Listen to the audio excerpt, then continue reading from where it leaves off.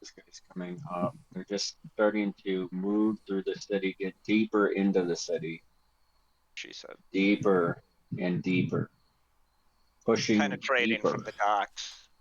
penetrating more deeply. Really, And up, and sorry. up north, this guy's gonna come up and attack Riven. He kind of turns and he scowls and he comes and launches himself at you, Riven. Yeah. Uh, the bite is just a normal ghoul. AC 19. Remember, you got your shield spell up too.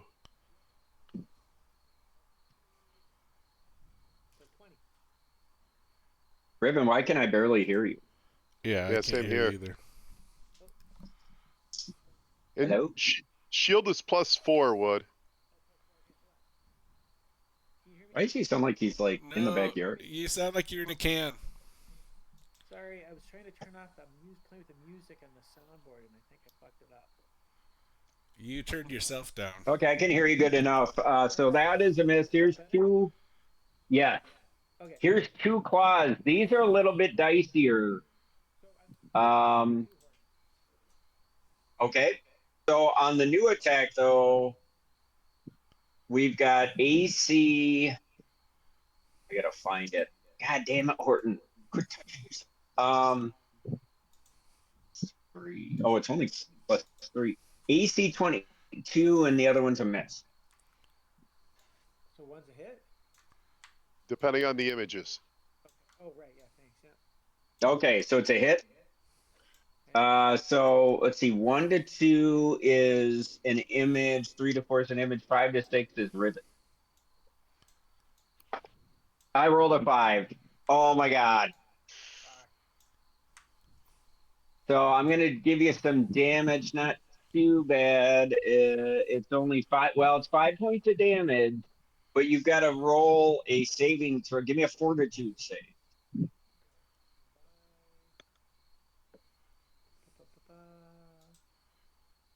Oh, 42. Sorry. Boy, double jeopardy here, maybe, huh? 26. Woo! Nice. You're fine. You're fine. Frosty, even. Yeah, fair enough. Okay, the next thing that happens is Chauncey go. He's gonna follow suit. Like this, master, and he takes out his wand and he does a magic missile off the wand. So give me that's another D4 +1. Let's have a lot of fun with that. 4 points of damage for Chauncey. All right, nice work. He's still up barely, as far as you can tell. I mean, I guess you can't really tell it's a cast. Yeah, it is a cast. Okay, and now we're back at the beginning of round 11. As everybody reflects and hears screams of terror going through the night. Hemlock is not doing well, so we'll move on from him. Rivet. I'm sorry, a metagame question. Oh no. Oof, does it take to whack one of these ghouls? We can't hear you. What the hell? We can't hear you, bro. Hold on. I can hear you. Can you hear You're me just now? soft. Here, how's this? Better, yeah. You Better. sound like your volume's at 2. How's that? That's better. That's better. Yes. Still not great. It's still not great. What the fuck? Still wimpy. Sorry. Yeah, just Wimp. research it after your turn. I think we can hear you. All right, fine. Cool. I'm just debating. Can you remind me how much oompha it takes to whack a ghoul? Probably 15 to 20 points. Okay. Yeah. All right, sweet. Okay, I'm just gonna power attack with my falchion, my double blade. Do it. All right. Blade. Double blade. 22. Hit. All right. 2, 4 plus 14. It's going to be a massive amount of 17 points. Oh my god. Describe your kill. All right, just whack him. I just cleave off his head, and it fucking nails the ghoul right behind him. I'm gonna just spring Sprays over and blood like on him. jump in the air as I fucking bring down the other one next round. Wow. Juicy. Can you hear me? Can you hear me better, guys? I can't, There's a but weird echo now now. there's an echo. Yeah. What did I do? Okay, sorry.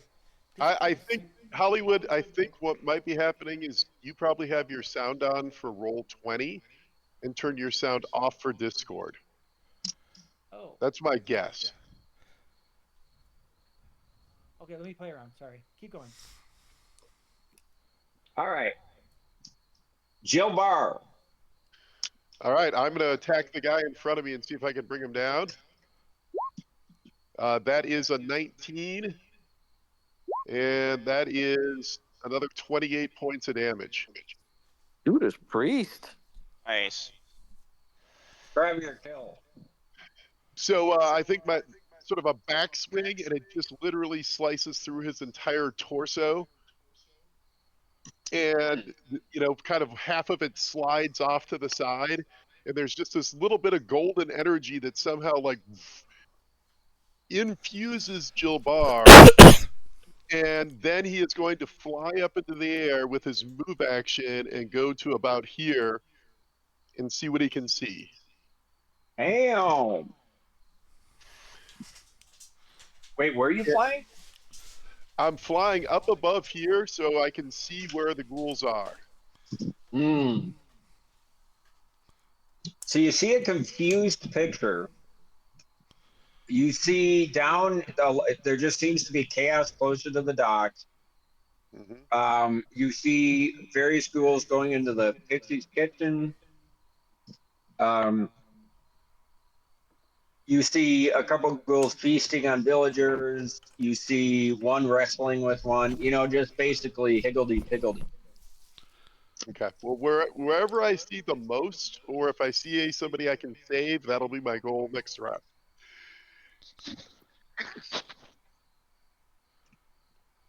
Yeah. All right. Clark. All right, I am going to attack ghouls. So, Glurk, you've got two ghouls that are like shambling in. One of them looks at the paralyzed form of the proprietoress and he starts going after her hungrily. The other one is shambling toward you, and you see a third coming in the door. All right. Well, are they lumped together or are they far apart? What's the deal? So the one is moving toward. Wait, how are they so the coming one in? coming toward you. They're coming through the The door? front door. Mm-hmm. Oh. I think I So would have closed the door. The on one the way coming in, to you is like 10 feet away and closing. The one, so like you're in one end, like when you walk in, there's a lounge to the right that goes back like 30 feet, and there's tables and couches and everything. You are over there, and then there's like a balustrade and a big staircase that goes up right to the left when you walk in. But then if you walk in a bit and you take a left, there's a whole nother lounge area. And that's where the other guy went. All right. Now I was in between the girls and the ghouls, so I'm gonna make sure I don't let any ghouls up to where the girls are. Yeah, so that's the staircase. You don't know what that third one is doing, but so far the other two, obviously, one's coming to you, one's going to the proprietoress. All right. So, Well, as of right now, you think you're all right. I guess I'm gonna attack the one that's going for somebody. And I don't know what distances Well, no, are, so there's one coming right at you. can I 5-foot step anything? Yeah, you could do that and close on them. All You right. also see, like, to the right of your eye, you see that other ghoul going toward the mistress. All right. Well, let me attack the one that I can attack with a 5-foot step. All right, go ahead. Oh, that's pretty low, actually. I might miss. With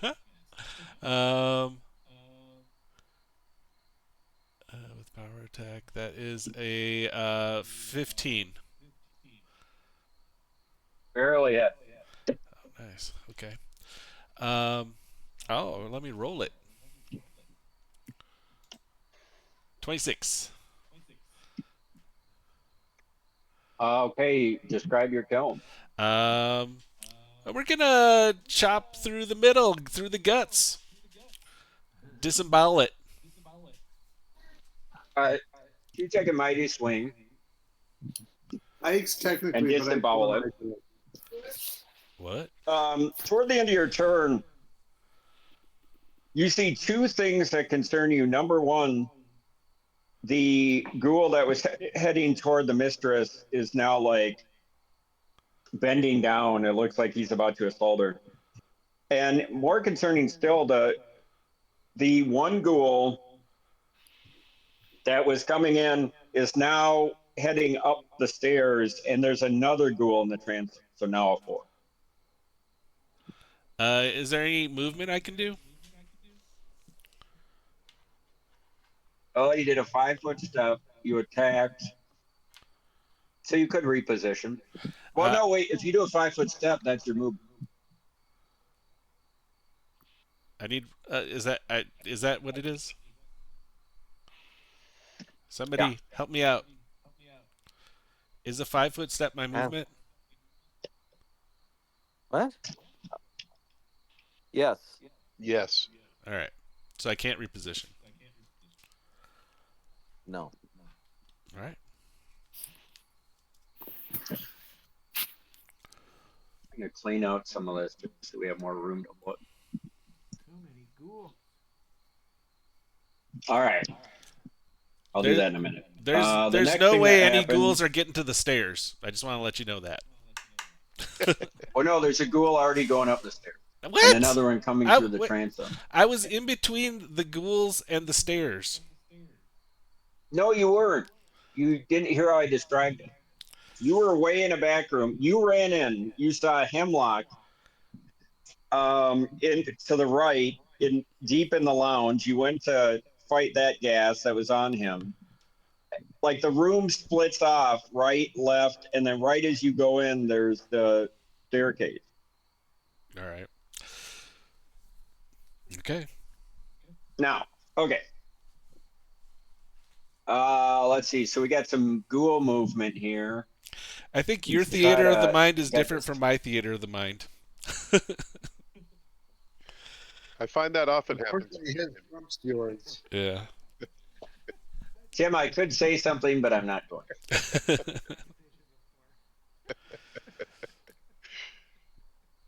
All right. I'm just trying to clear up a space around the Pixie's kitten because all these ghouls keep waving in there. It seems to be a locust. I don't think Tawny's ever seen me enlarged, so. Whoa. It's not lost. It's not lost on Bedhead. It's not lost on Bedhead that you said from the start that we just needed to go to the Pixie's kitten. Like your strategy was correct. Yeah. Indeed. Jojo! You hear screaming coming from all over, but right now you got a ghoul right in front of you. Yeah, here's what I'm gonna do. I'm gonna unload on him, and then I'm gonna move. So I'm just gonna single attack him. Mm-hmm. That's a hit, and that's 16 points of damage. Describe your kill. You know, it's kind of a backhand thing. I kind of do a wheel kick, and my momentum just carries me around the corner here. Wheel jaws. Wheeljack, yeah. All right. Now everybody's got a echo right now. Is everybody hearing that? Yeah. I do not hear an echo. Then maybe you're the problem. Yeah, maybe you are the problem. Somebody's the problem. Because I hear Yeah, myself go on echoing. mute. Here, really quick. I'm going to go on mute. Tell me if you still hear the echo. Do we hear Hello? the echo? No, No. that did it. That It was did it. Till. Hello? Yeah, it was him. That did it. What? For some reason. There's a shocker. Oh, Just kidding, buddy. I still hear it. I still hear it. Sheridan, shipwright. Well, yeah, because he unmuted, bro. No, he's on mute now, and Hollywood's off of mute. I think that's what it was. I think it's Hollywood. Yep, because it's gone now. Yeah, that's Hollywood. Sorry, Wood. Sorry, Joe. All right. Sheridan, shipwright. I feel like the liberals just getting fucking blamed for like all your problems. It's the Yeah. radical left. It's the radical Just blame left. the Antifa. Yeah, Antifa yeah, did blame it. Antifa. Assholes. Yep. Gonna be so great. Can I shoot at this wiener who's off on his own on the north end there? You mean the one that Ribbon's about to slaughter? The one that's about 10 feet away from Riven that I could get off his plate so we could go get the guy on Decker. You have a clear Yeah. shot? Yeah, go for it. More or less. All right. I'm going to give him everything I got. I'm going to miss on the first shot. Mhm. Fuck. I'm going to miss on the second shot. Oh, Reed. Third shot, lowest iteration, that still should be a hit. So I'm gonna get one hit out of that deal for shitty 9, 10, 11, 12, 13, 14 points of damage. And that was on which guy? This guy? That guy, yep, 14, you say? it is. Describe your kill. He Oh, was a thank wimpy. God. Just a straight up shot to the skull, I guess. Goes right through Riven's beard. All right.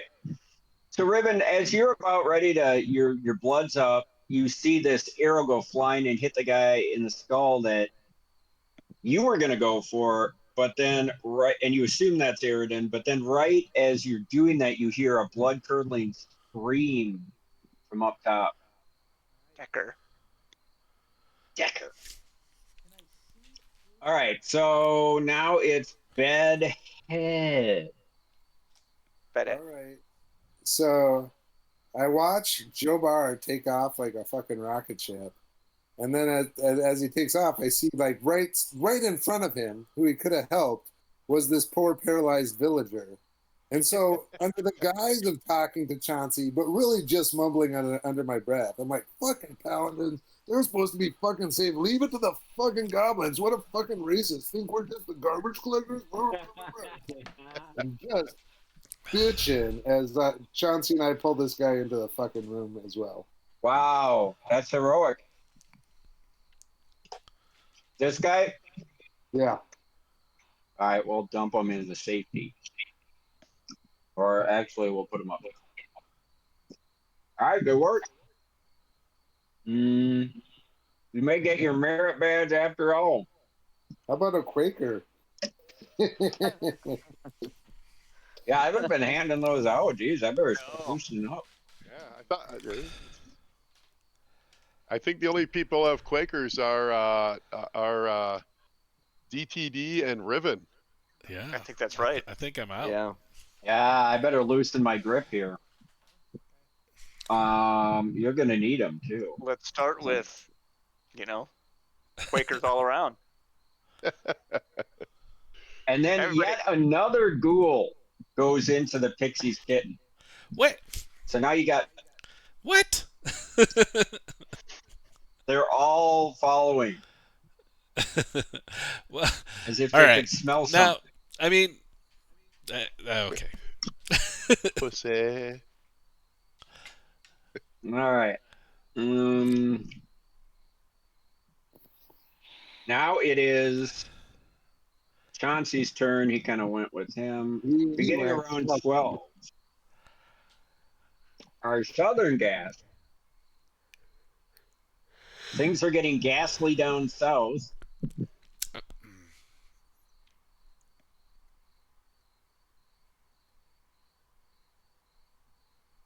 But we'll play that later. All right. Hemlock is helpless. Riven.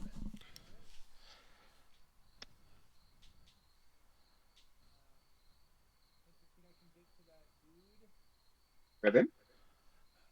We can barely hear you, Wood. We know that you might be making noise. I thought I figured that out. That's not changed, right? Can you hear me any better? Better. Slightly. Slightly. How's that? It's very quiet. Better, but with echo now. Where'd that go? Huh. You can hear me though, right? Yes? Yeah. For now, I will figure that out. All right, I'm gonna try to charge in on that ghoul attacking that guard up on top here. Did you hear that? Okay. Let's see. Where? Oh, you're way up top. Yeah. So, I get into that. that's a lot of space to cover. I think mechanically as a charge at 60 feet, Oh, Mhm. he should be able to just make it, but it'll take a penalty to his AC. ugh. Right. I'll give it to you. You know what? What's the range on a magic missile? Very long. I'm gonna just try to shoot off a magic list. Can I start with that magic missile, then follow up with a move? Yeah. Sure. Okay. Great. Let's try that. All right. I'm not in a position to. Anything to disrupt this guy who's about to eat Decker. Yeah, big time. Hey, what's going on with Shalelu? She was Good in question. the cathedral, and you haven't seen her since. I've seen her. Biblically.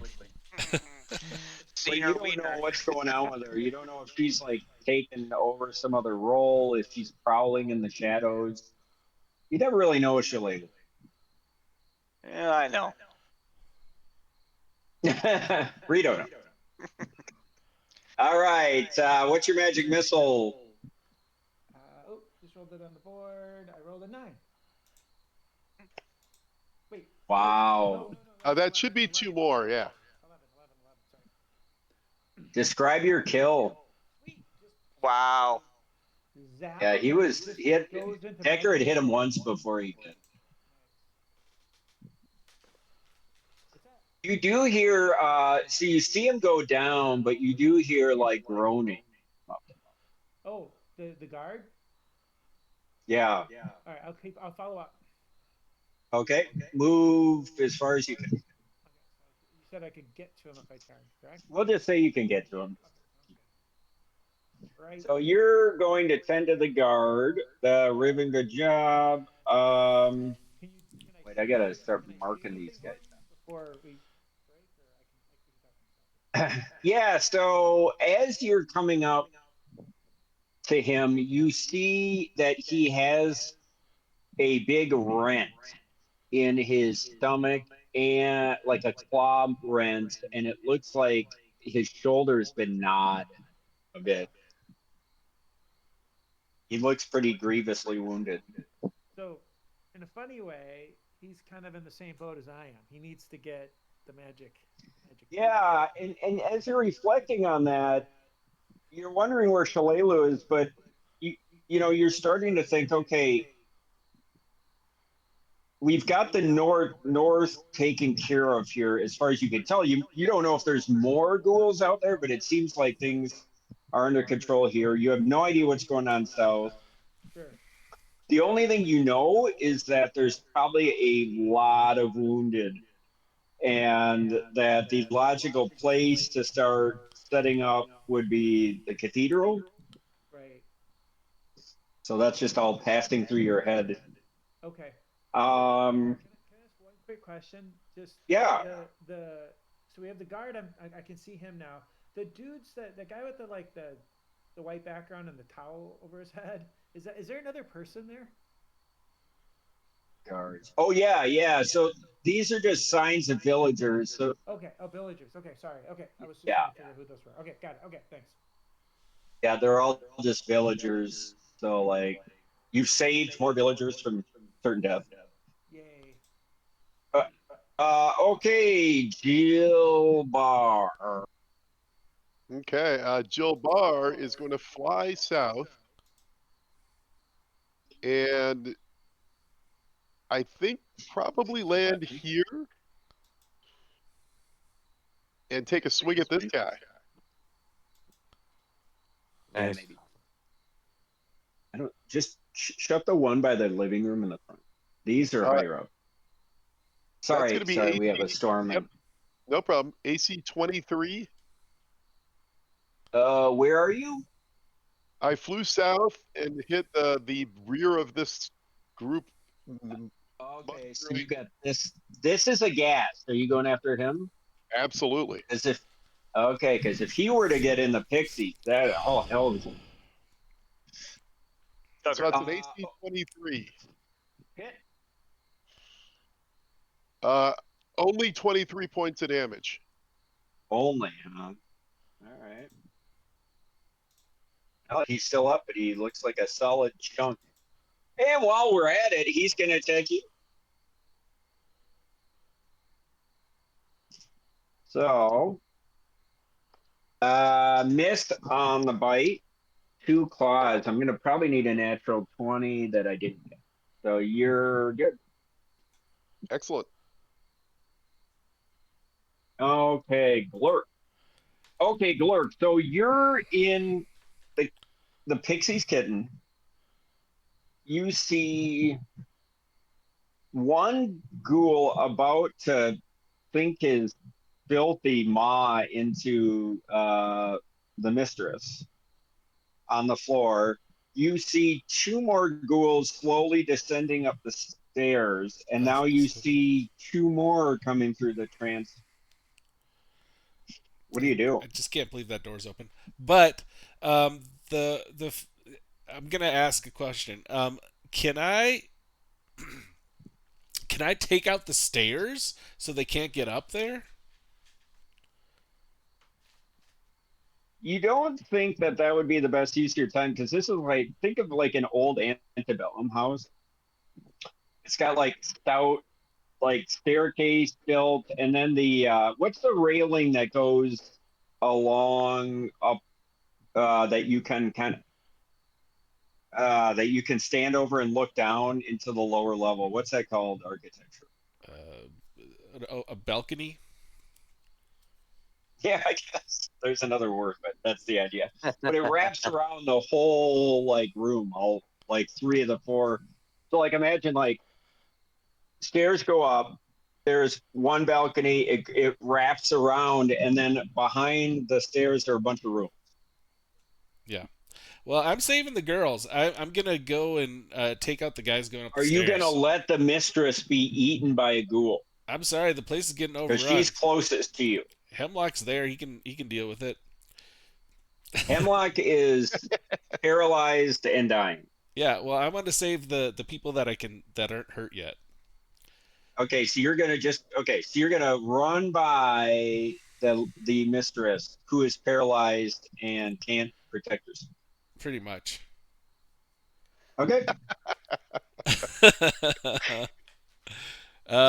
Yeah. Okay. I'm going. So I'm we're going. gonna say Like once again, I'm going you're to put 20 feet away myself. from the foot of the stairs. I'm putting myself in between the girls upstairs and the ghouls down below. That's what I want to Well, do. you can't do that, but here's what you can do. So here's the theater of the mind. Ghoul 1 is like on the first, like there's 8 stairs and then one like little. Why can't I use words tonight? There's like a Landing. little. Thank you. And then like another 10 stairs and then the top. So one ghoul's on the first landing. The second ghoul's like on the third step, and then there's 2 ghouls shambling through the transom. So if you were to like start going toward the stairs, you're going to be like in between 2 on your right and 2 going up on your left. Does that make sense? Or vice versa? All And right. keep in mind, Glurk is like 14 feet tall right now, too. Yeah. Oh, that's a problem. Think about that. I have a huge damage range on. too. I mean, you're gonna have I mean, like we don't. 12-foot We, ceilings, we but don't then have a like as map. you get to the stairs, it opens up and it's bigger. So we'll say that's not a huge issue. But you definitely couldn't go through the door without like crouching down. But you're not trying to do that. So yeah, that's an interesting mechanical point. Thank you, John. Yeah. I have a good 15-foot reach right now too. Okay, so you're about 20, as you looked up right at the beginning of your turn, you're about 10 feet away from the dying mistress who's about to get eaten, and about 20 feet away from the stairs. I mean, technically, could I move myself into a position where I can hit two ghouls far apart if I have a 15-foot reach? No, because of the limitations of the room. There's too many obstacles. All right. I'm going to kill the ghouls on the stairs. Okay, so what you can immediately do is as you run to the stairs, you can turn and you can hit the guy on the third stair, but then you're going to have the two ghouls that are coming in. One, the lead ghoul would be able to take a swipe at you.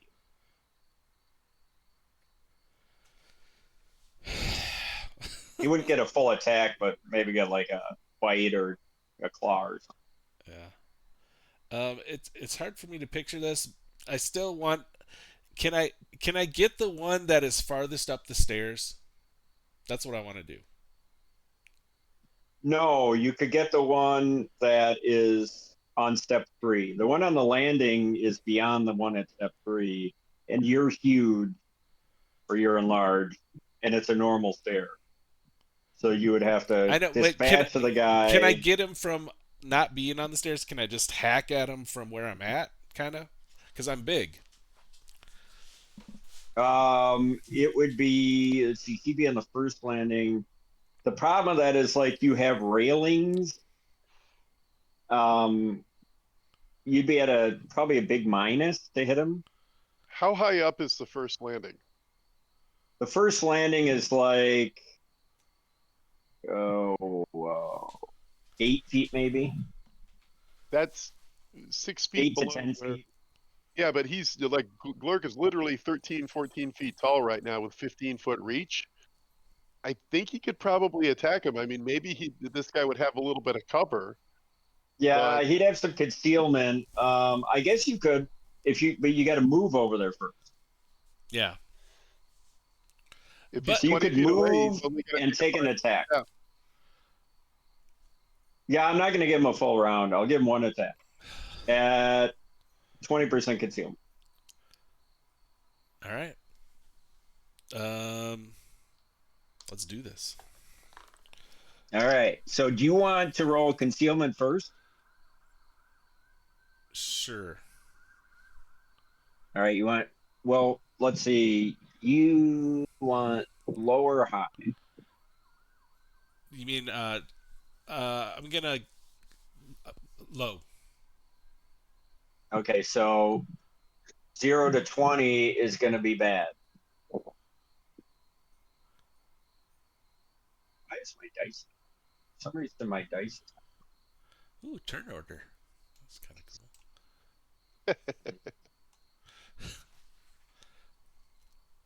cool. Oh, am I glitched out? I'm going to have to read. Use your 100-sider. Oh, good idea. Famous last words. There we go. I'm not quite sure which one it's on. I think it's a 33. We're going to say you passed. All right. I rolled a 17. Hit. All right, 27. You destroy him, and you also destroy the what do you call it? The railing. If anybody tries to go up the stairs, they're getting it. Okay. All right. But all right. There you go. Okay, so that guy is dead. Let me. I'll just knock one dead.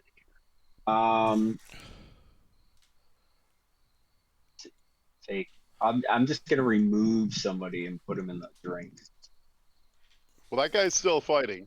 Oh, that's a gas. I can't remove him. That would be 2 gas. I will kill this guy. Okay, boom. All right, good job, Timmy or Glork. I'm sorry that took so long. It's like you're doing your part to save the world.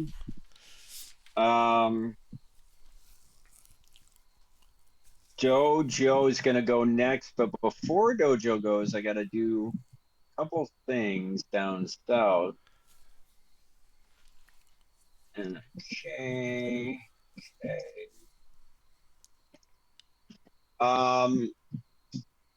Dojo, Yo. what you doing? Well, I suppose this is more than a 5-foot step, or is that a 5-foot step? It's getting really murky. What I need to establish is which gas are in the Pixie's kitten. He's there, he's there. You killed the one who's in the drink. This is the one that must have moved up. We're gonna say there's one because all these others are in the kit. So we'll say this guy. Sorry. Which guy? Can you ping him? Yeah, right there. That guy? Okay. Oh. Well, then I'm gonna try to full round that guy. Yeah, do it. 1321. Mm-hmm. Okay, that's an 11. Check his HP. Some of these guys are wimpier than others. This guy's more robust. He takes the hit. Right. Flurry of blow is a 17. Hit. That's going to be another 11. Scribe, your kill. Just kind of the speed bag method. Yeah. Boogada, boogada, boogada. Goddamn right. Yeah. All right. So just so everybody else knows, John, or Joe Bar, you're engaged with the gas I'm pinging, but all these other 5 are in the kit. Got it. So yeah. So the locus of the attack is quickly becoming the kit. Obviously. Oh, Dokie Artichoke. Next is one of the loci. Any terrible things happening. The ghouls are just coming to their deaths. Bedhead. So, Is that right, Bedhead? Yeah, that's right. No, Aridin, Sparrowhawk. Okay. Do I get the sense that everything is all quiet on the northern end? Yes, you think all quiet on the northern front except for the screams of agony coming from dead. And there isn't much I can do for that, so I'm going to run to the south. Okay. And you think I'll it's let you fair? manage that. Get about there? Tough but fair. Okay. where'd you get to, Rita? I'm about to run the same, and I'm trying to figure out how far this cockamamie map. Where were you? And I was up here. Oops. Are you pinging? There we go. Oh, you're holding it there? Okay. Yep. Oh, shit. And your movement is 30, or is it faster? 35. 35, okay. Humble brag. Mm-hmm. Oh, okay. All right, Bedhead, you're up. Because we don't really have an exact what this crazy map is, right? You just hear screams coming from the kitten, and you just feel like everyone's running. Yeah, and I saw Joe Barr up in the air. I saw that's where Joe Barr landed. Yeah, so you could go through streets if you two hump it. I'm You just could probably trying to get to like figure out. where I'm pinging. Just put Yeah, yourself that's here. kind of where I thought too. All right, so you guys are wheeling down. Now that's Chauncey. Now we're the beginning of round 13. Jesus. Um, and Hemlock is no Rivenmark.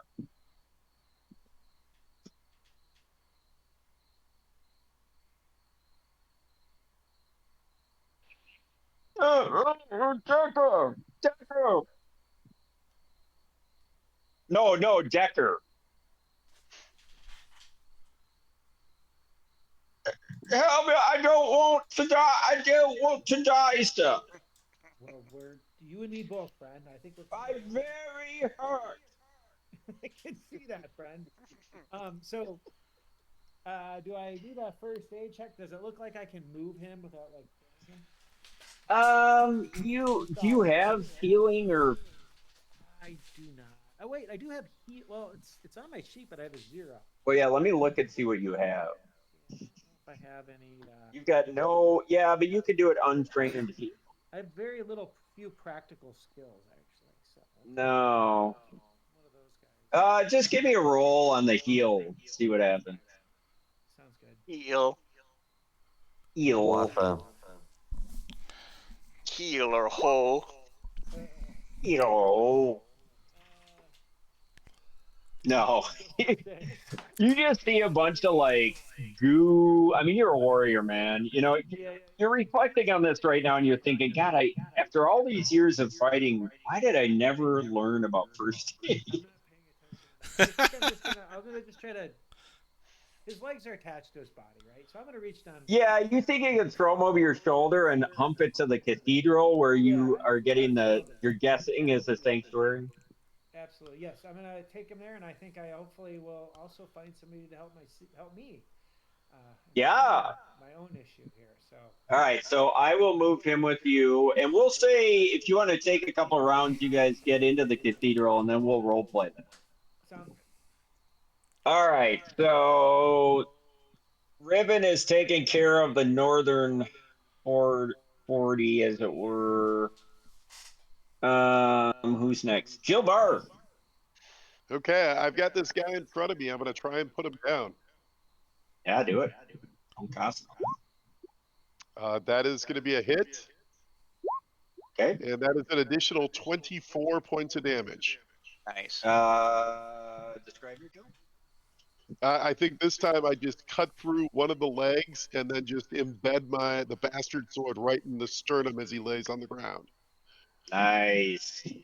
And kind of use that to vault me forward in a move towards the entrance of the Pixie's kitten. Yeah, we're kind of getting a clear move now that this is where shit's going down. So we'll see you get to the transom and you see kind of a bloodbath. You see in a large glork swinging down on a stairwell, and you see a ghoul flying down. You see another one slackjawed on the stairs to your left. You see another one who's begun eating the mistress. And then you see two others who are roving around in the lounge area heading for a paralyzed Hemlock. And as I see this, I will say, Fiends, your master, your lordship, he says he is coming for me. I dare you to prove your mettle against Abaddon's will, and I'll try to track their attention. Okay. Roll a intimidate. Can I roll diplomacy instead? No, they're not. Well, you could, but the problem is they are foes and demons of hell. I don't think it's going to work. Then I will roll an intimidate.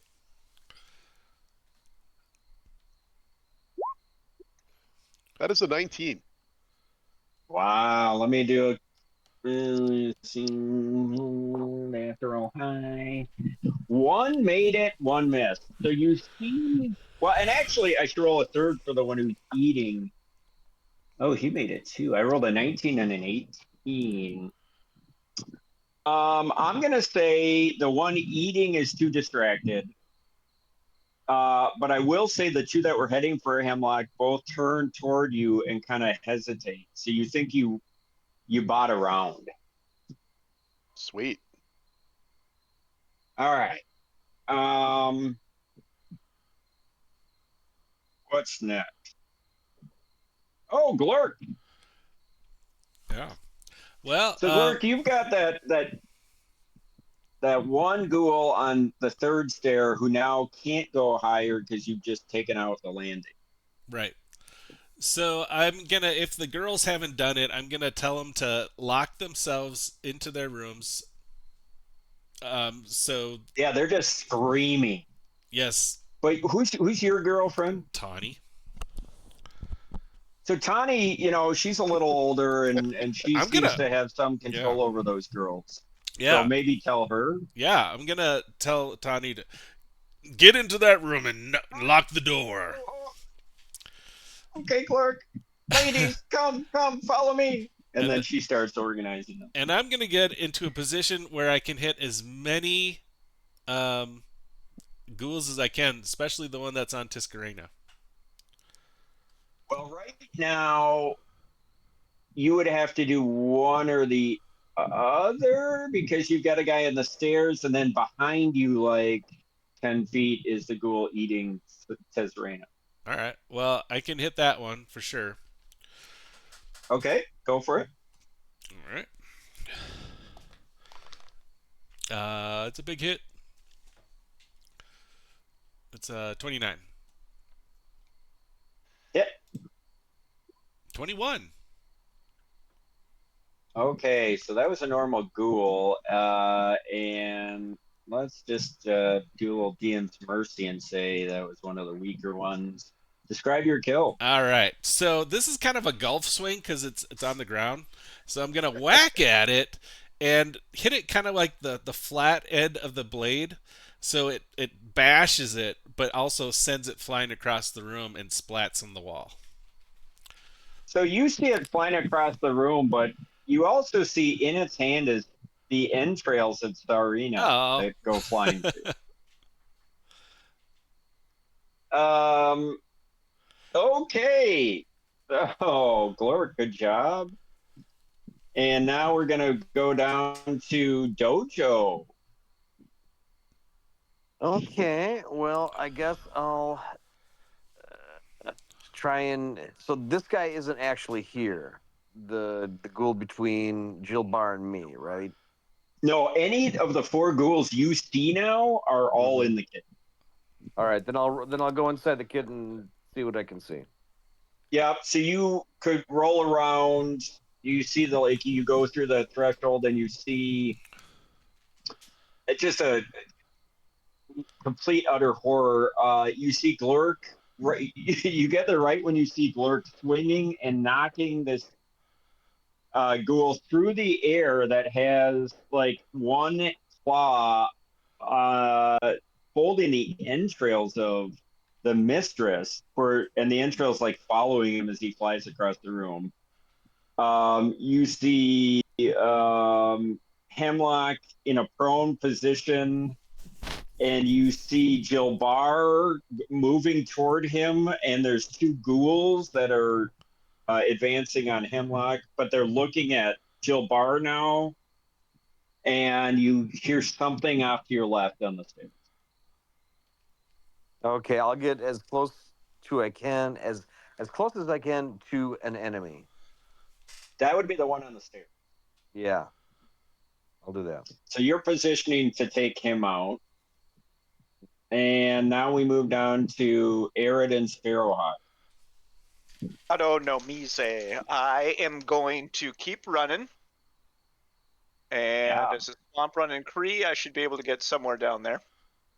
Yep, fair enough. So Sparrowhawk is just running.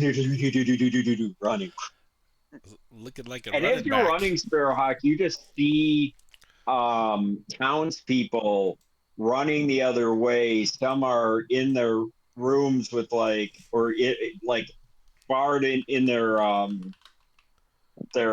homes with like weapons and lanterns. Sure. Do you say anything as you're running past anyone? No, I give them the silent ghost treatment that I have all townsfolk for my entire existence. Yeah, yeah. You get a couple. You get a couple. No, everyone's actually too fucking freaking out to say it. All right, Bedhead and Chauncey. Chauncey? Bedhead? Yep, here I am. Sorry, we're getting hit by a hailstorm. Oh Yeah, you're my. hitting the Oh no. Yeah. So, What size hail? Are you I rolling don't for know. initiative? What's up there looking at it sounds small. I just hear it bouncing off everything. I'm gonna pop into the student kitten or whatever the pixie playground or what. Sorry, And, I walked into the room and Savannah's got one candle. It kind of freaked me out. She's doing her homework with one candle. By candlelight. So as I walk go into ahead. the pixie kitten or into the whorehouse, what do I see? You see the same scene I just described. Did you hear how I described it to Jojo? Pretty much, but okay. Is there someone I can hit? As I walk in and I'm just popping the door, is there someone I can Yeah, hit? you actually could, if you use magical means, you think you could hit one of the ghouls that are heading toward Hemlock. All right, sweet. I'm gonna not fuck around. I'm gonna use that scorching ray I talked about earlier. Okay. All right, and I think I have to roll. Let me find it, but I'm pretty sure I have to roll to hit that because it's a ranged touch. So I know I do. Well,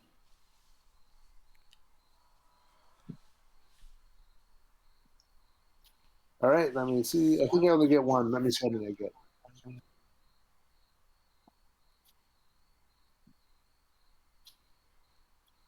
4 levels beyond third, so that would be at 7. All right, so I get 1. That I now hear the echo, and it's annoying as fuck. Yes, it is. Yes, it is.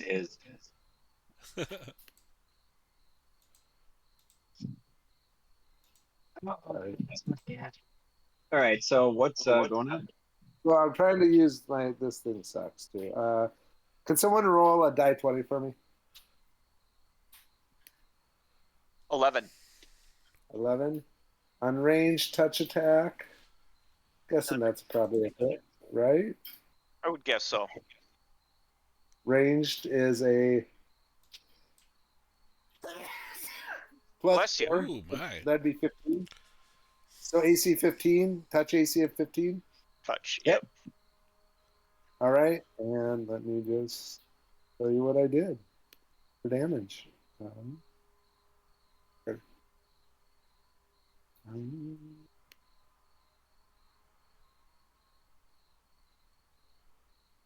Just a sec.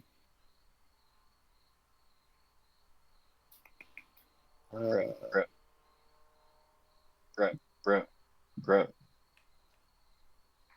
4 die 6 points of fire damage. All right. Let me. My stupid dice is not working. Maybe. You know, you can use real dice in my game. I know. I just don't have any for me. So will someone roll 4 die 6 for me? Mm-hmm. Thank you. I'll roll it on the ding dong. Dice, 4 die 6. 11. Again. Okay, so solid hit. Still up, but you hit the guy in the back and he just sort of starts careening forward. So you hit this guy. Okay. Good job. And now it's Chauncey. Does he do anything? Oh yeah, he pops in too, and he does another one off the wand. He just does another magic missile off his wand because he's got a couple. Okay, roll it. Rita, will you do 1 die 4 + 1 for me? I sure will. The die 4 is a 2 plus Oh. 1 is 3. Oh, guys, barely up. But he's still up. All right, good job, guys. So that brings us to the top of round 14, and Riven. Is a So dancer. Riven, Yeah. you get to the front of the cathedral, and you're going through the courtyard. Well, actually, first of all, there's somebody on the tower. That one lone guard is on the tower, and he says, "Oh, it's Riven, let him in!" And they open the front of the cathedral gate.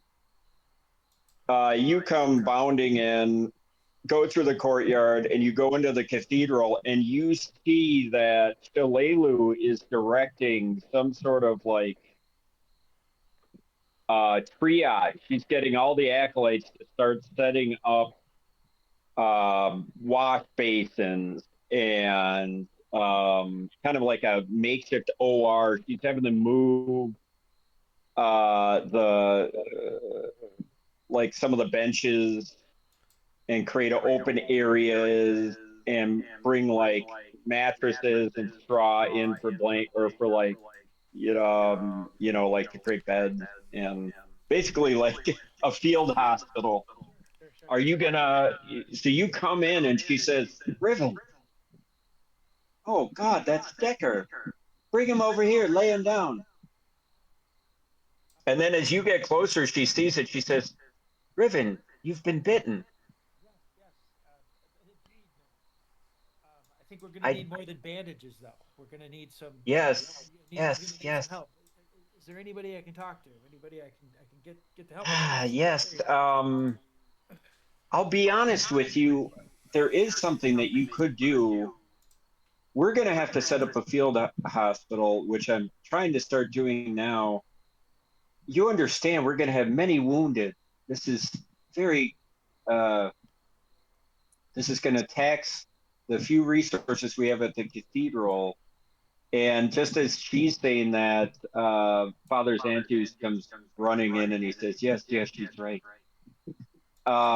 And she says, "Riven, could you do a big? This is a big favor I'm asking of you. I understand." And then I'm gonna What is the tell favor you you're what asking? she. Yes, yes. I'm not gonna I say just yes gotta until pull you tell one. me.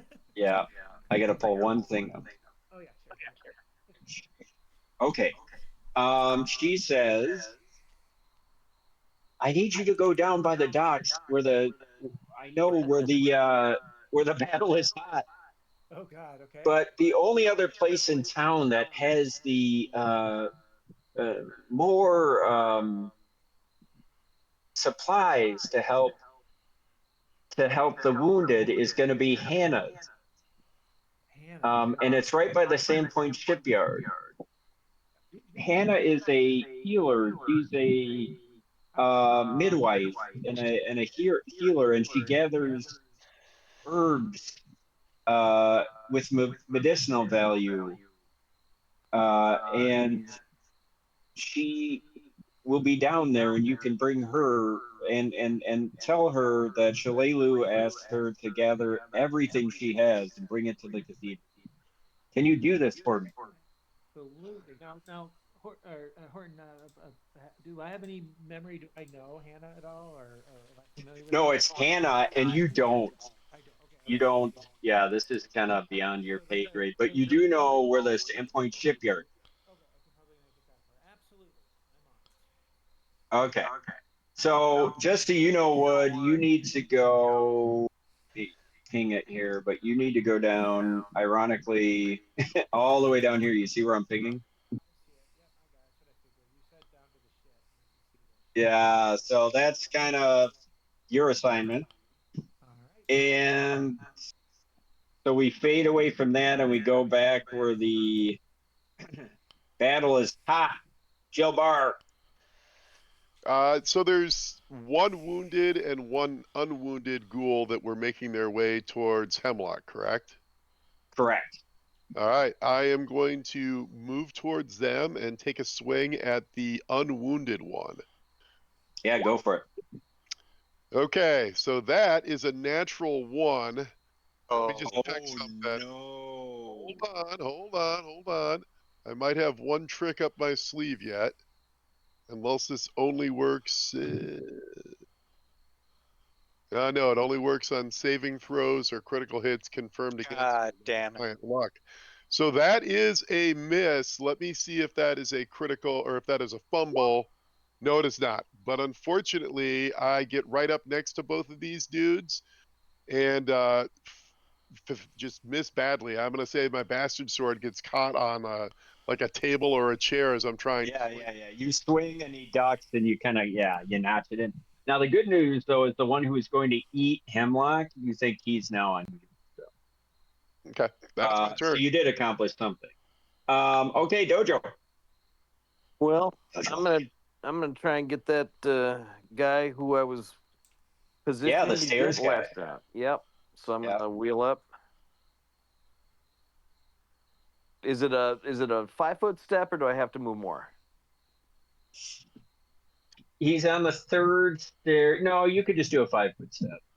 Okay, so I missed with my first flurry of blows is a hit. Oof, and that's 10 points of damage. Okay. Still up. I think. Yep.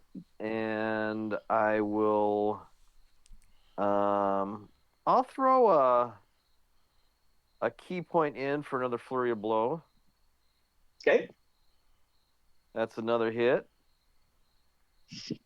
That's better. That's 13. Describe your kill. I guess I just grab him. He's kind of above me. I grab him by his both of his heels and kind of flip him, and he gets his head smashed in the railing somehow, enough to kill him. Okay. All right, good job, Dojo. And now it is Barrel. Okay, I am going to finish what the marathon began as, and I'll be right outside the action, ready to step in next round. Okay. Nice work, Sparrowhawk. And now it's Bedhead. I think I got skipped. Oh, did Glurky. you? Oh, sorry, Glurk. Did you? Oh, yeah, I did. You're up. All right. You tell me who I can hit. Glurk. So you've kind of taken control. You can hit this guy. All right. I'm gonna hit him, but before I do, I'm gonna say, I got an axe to grind on your teeth. All right. You know what? I've been beating you up a lot tonight, Glurk. Have a Quaker. Yeah. But Friday nights are off. I'm no longer playing with you. Yeah. yeah, exactly. Nor am I. All right. I got a 24 on that. Hit. And a 26 for the hit. Done. He's dead. Describe him. Oh, yeah. Okay, so I went for his teeth, and I got halfway through his head, but then I kind of flip it over so his head pops open like a Jack in the Box and just falls over. Oh, Jesus. And he crumbles. All right, good job. Okay. Excuse me. Now it is indeed Bedhead.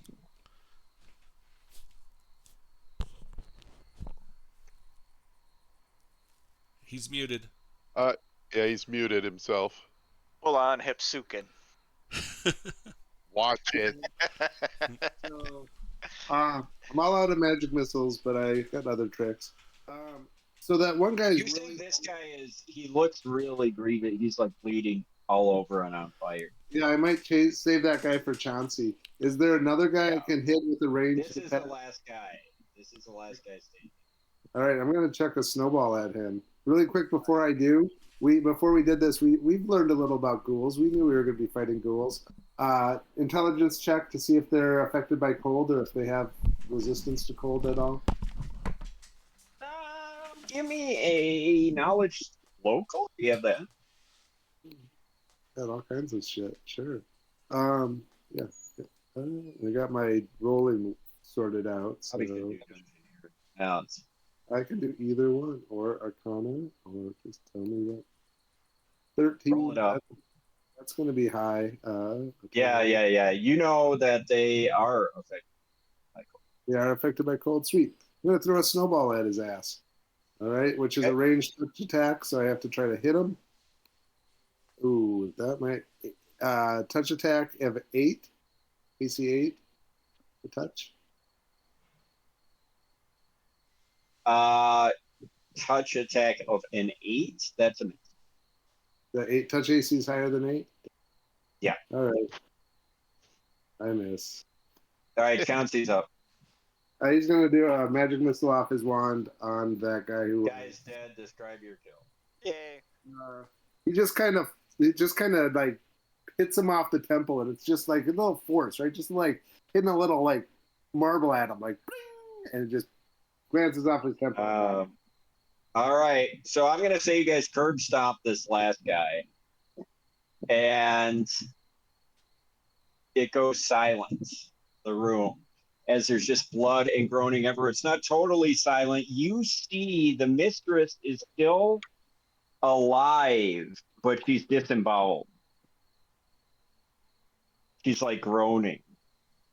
Healer. And you've got Hemlock, who is paralyzed and bleeding. Yeah, And that's about it. I will go ahead and do one channel real quick, and then I'm going to go out and see if there's anything I can find. But I'm going to do one channel to heal within a 30-foot radius, and that is really shitty, but it's still 12 points of healing. Okay, so with the 12 points, you've stabilized Hemlock. He's still paralyzed. She is probably too far gone, you're thinking. Because her entrails are splayed all over the room. Well, I mean, if she was alive, that's 12 points. Most, like, regular non-player characters only have, like, 5 to 10, so she'd Yeah, but heal. what's the practical, like, if you're disemboweled, like, heal just turns back time and fixes everything? You tell me. Well, yeah, due to the abstract nature of violence in role-playing games, we usually don't get that far. You know what I mean? Healing wounds are use your imagination. Yeah. No, I'm gonna say she's too far gone. Your healing just doesn't work. It does like seal up her other wounds, but she like reaches out to you and then just dies. Farting the whole time. Yeah. My friends, we must make sure that these ghouls have not made incursions elsewhere. I'll recast light on my sword, and I'm going to go out and go up into the air and see what I see. Yeah, so you go in the air and you see the soldiers are kind of running around town, not moving them, but they're running around town, getting people out, and it looks like the actual Sandpoint proper is quiet. You think, and you see Riven running down this. You don't know why he's running. You see, but what you do see is over by the 4 great houses. You see Flame and Scream. Then I'm going to say, my friends, the great houses are under assault, and I'm going to start flying that way, which, as the map indicates, to get to the first house here, that is approximately 12 or 11 square. So a double move gets me 6 squares, so I can be there in 15 seconds. So yeah, fine. So you start doing that. What is everybody else doing? So we'll drop. We'll stay. Let me think about this. We'll stay in initiative order. in a weird way where like you guys can make group decisions once we're back in the battle. If you guys all opt to go confront these foes, then we'll stay in the same order just for utilities. Are you guys, so the only way you could get over, it's not far, but you'd have to take a boat. Or no, I take that back. You could go along the bridge and just run down here. Oh, there's more down here. Okay. There's looks like 6 more, John or Jilbar. Well, I don't know how many there are yet. I'm just flying over. Yeah, I guess you would. Yeah, it's dark. As we're Yeah. out around, or at least we're talking next steps. You know, I wanted to cast a spell. I have a spell, Expeditious Retreat, and it can increase 40 feet around. Yep. Give me a 70 move. Yeah, good. Yep, good idea. That'll allow you to get down to Hannah. Yeah, you'll get there faster. That's all. So, yeah, so we'll just say you get down here because we're kind of quasi out of initiative. See, when you get down here, whoa, what did I just do? Ew. Oh no! Made me squished. Let me try to fix it. I gotta fix you. But when you get down here, you get down to Hannah's, which is 45 down here, and you see her. You see a little sign over her building, and it says Hannah's, and there's like a picture of daisies in a meadow or something, and you see the door has been rent open. What do you do? I'm gonna do a quick. No other signs. I'm just gonna kind of cautiously move towards the door and kind of listen and open up the door a bit and use what a Yeah, semblance so of stealth I have. I mean, I have it on my sheet. I don't have any skill in it, but I'm gonna do my best to try to at least kind of survey the situation. yeah, so you kind of sneak up, and you kind of peer into the doorway, and you see a lady laying on the ground in a pool of blood. Shit. Okay. I'm gonna run over to her and Yeah, so you run over to her, and you see that her neck has just been torn off, and it's really quite brutal. And she's dead, and you're presuming this is Hannah. Yeah, she's dead. Shit. Okay. But you do have Yeah. this huge, well, not huge, but this shop that's full of rows of herbs, um, salves, poultices, all kinds of stuff, bandages, blankets. So I'm kind of trying to think about. I don't have any healing skills. I mean, I guess I could just start grabbing herbs. And bandages. Well, so right as you're starting to do that, you hear Dojo and Bedhead talking as they come out of the kitten. Are you guys all going to converge? Oh, it's right there, huh? Mm-hmm. Okay. Well, yeah, man. Raven, how's it going? It's good to see you. Where have you been this whole time? Been in a huge battle. What have you been doing? Drinking? Up to the north. We're working on explaining the situation with the hospice or hospitals being set up in the cathedral. Looking for herbs. Do you have any good solid herb experience? Do you know what would be good for you? No, my healing leaves a little to be desired, but I know many things about many things. I am a professor. I teach at the great. Let's figure it out. I'm gonna look around for it, and I think one thing I'm gonna try to find maybe is a little wagon or something like that. Yeah, I was just going to say that. So you do find around the corner, right by the shipyard, like 3 or 4 carts. All right. Sweet. And you guys think that you can start filling those up, and you can kind of clear the place out. Do I think knowledge of nature might help?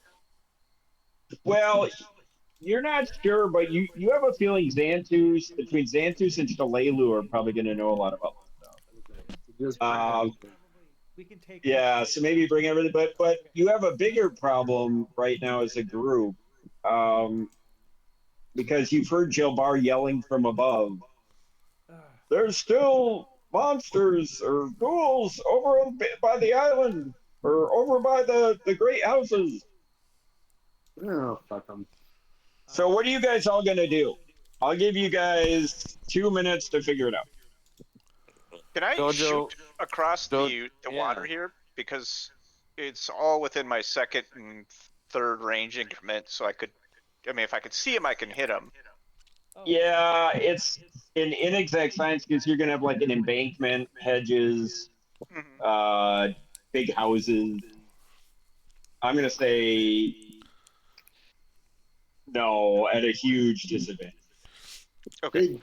Hey, Horton, while we do this, do we have any take? Like, we've been living in this town for a while. How long does it usually take to take a boat across to that island? Yeah, there's a dinghy right here. We could make it pretty quick.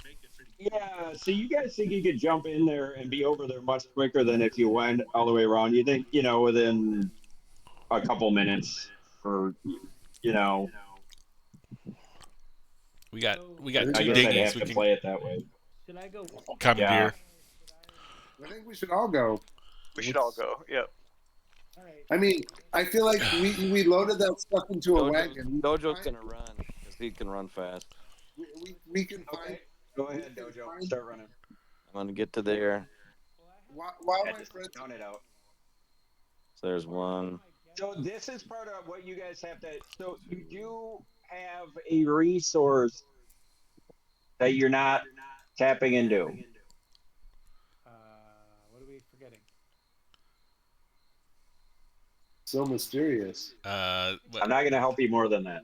like these dinghies? Well, yeah, you could take the dinghy. I'm talking about with respect to getting supplies up to the cathedral. Can't we just Oh, grab a town? are you folk? talking That's what about I was these gonna do. these soldiers right here? Yes, yes, yes. Okay. We were just gonna So say that. Horton, it took me 6 rounds to run to here. That's fine. So Great. you could deputize a couple of them, explain, and we'll say 4 of them are taking 4 cards because there's a lot of stuff, I'm and gonna then they can start working on that. I'm gonna say one has to stay at the Pixie's Kitten to guard it because there's so many people here. Well, the other thing is you probably want to throw Hemlock on a 5th cart and have a guard wheeled him up to the Yeah, cathedral. for sure. Yeah. I think his paralysis might have passed by now. Yeah, that's fine, but he's pretty fucked. Okay. He's grievously injured. Now you did heal him some, but you actually you suspect he has ghoul fever. You think he's been bitten. You see big claw marks and bite. He's got the fever.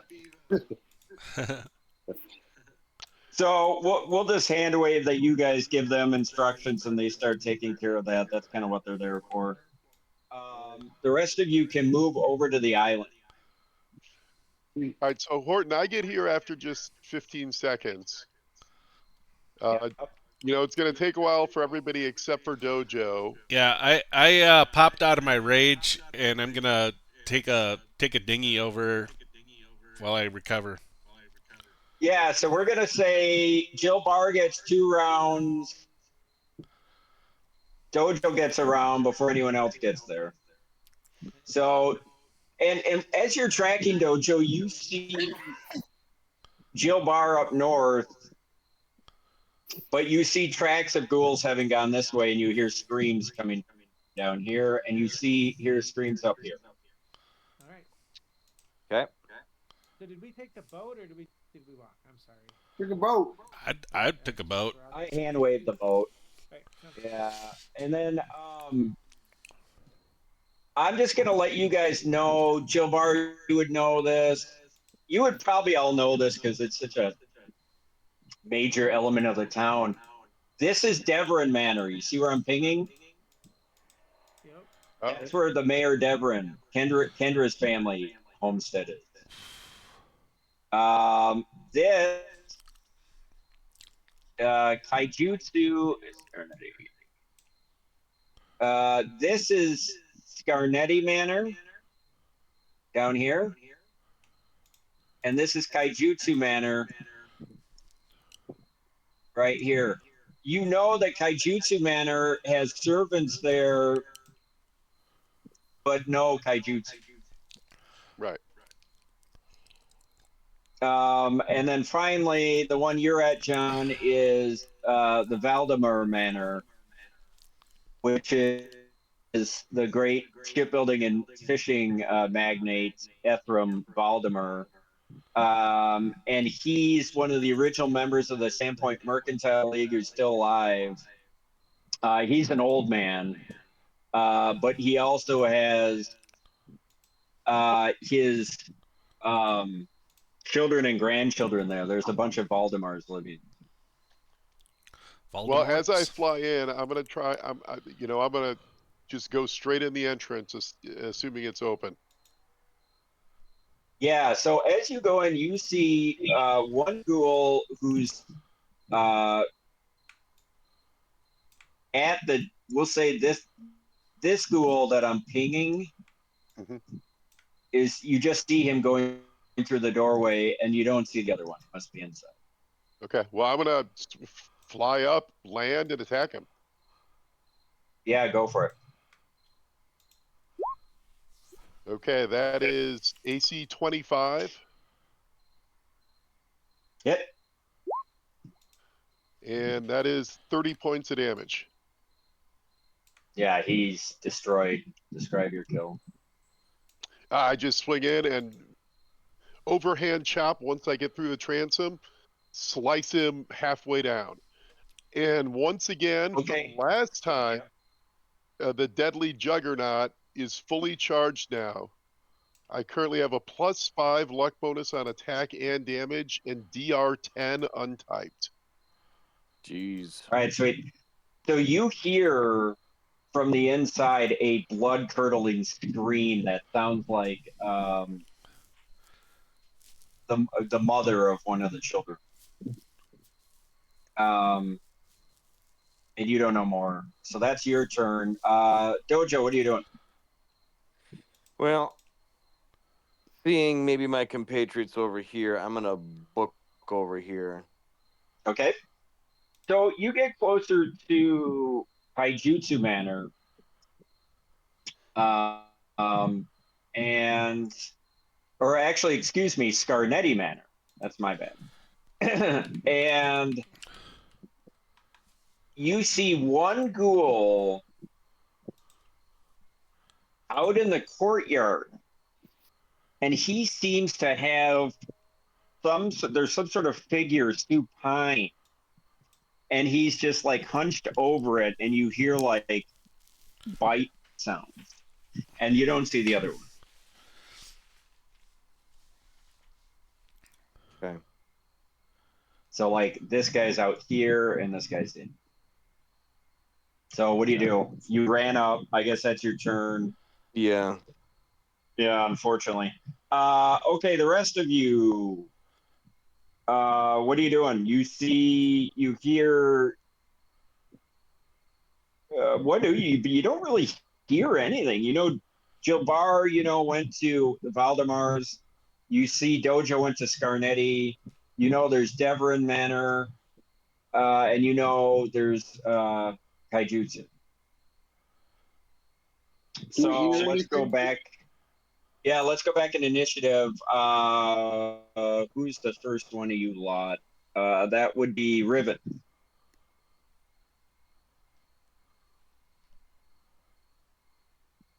Mm-hmm. I say split your D. Yeah. Okay. Yeah. Cool. I will. I guess I'll just head on down to the next one. The what do we call this one? The middle one? Sorry, Horton. Oh, that's Kaijutsu Man. I'll just head to that one. Okay, now you will have to go around, or you're going to be slowed down by the woods. Oh, okay, got it. Yeah, I will do that then. I will just. So just factor that in. And next would be Jilbar. We'll say, well, no, Jilbar, you got to go again. Yeah, so if I hear screaming coming from upstairs, Valdemars, stay where you are, and I'll just start making my way upstairs, listening. Yeah, so you make your way upstairs and you feel the damp, there's some sort of damp slime on the stairs. And as you get to the top, you see a terrible scene. You see a ghast or a ghoul that is like feasting on a child. And you see a mother like swinging, you know, feebly. She's like swinging a golf club equivalent. I don't know. She's swinging a stick or something at him. And he's just eating, feeding. I will charge towards him and try and destroy him. Do it. That is another 25. Hit. And 26 points of damage. Grab your kill.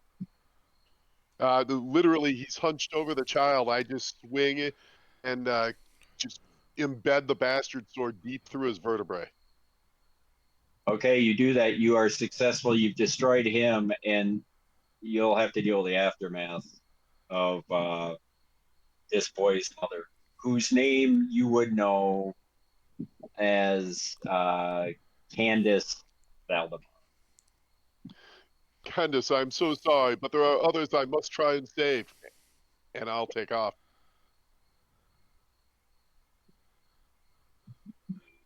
She's like clinging on you.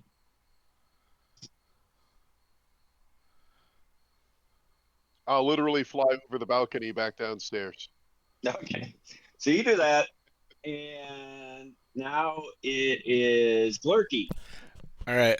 So how much time has passed since we kind of started? Probably, oh shit, since the beginning of the battle? Um, Well, technically only 13 rounds plus 2 minutes. Like, so, like, I don't know, 4 minutes, which is, this is where Pathfinder's yeah. action So economy gets a so little I do have. screwy, but If we're at 4 minutes, I still got a minute left on my my enlarge, but I am yeah, fatigued I'll give it right to you. now.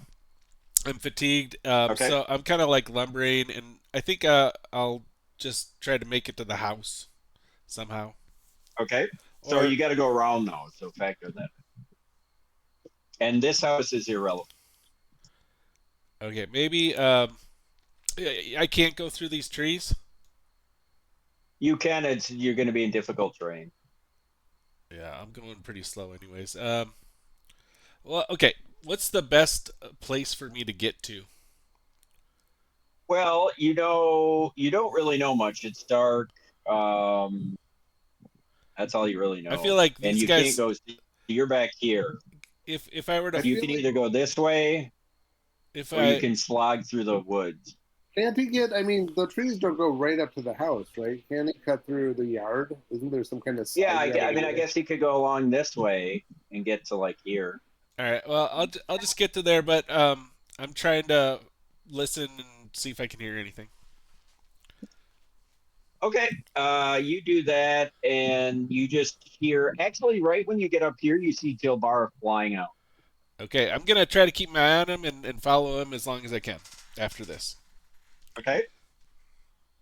Okay, Jilbar, and now it is or Glurk. Now it is Dojo. All right. Well, I will try to attack this guy. Is he 5 foot step away or? Yeah, you can just. You've been bounding in on him, so just Okay. do something ninja like. That's an AC 14. Hit Hit. right on the nuts. That is a 15. 15 points of damage. Oh, he's still up barely. That's okay. Flurry of blows. Yep. That's a miss. Last iterative attack. That's a 15, I think. Describe your kill. All right. I'm just it to spectators. It will look like I just ran right through him. You know what I mean? I'm running that fast. Yeah, yeah. So as you do this, and you're just flying around doing all the, um, give me a perception check.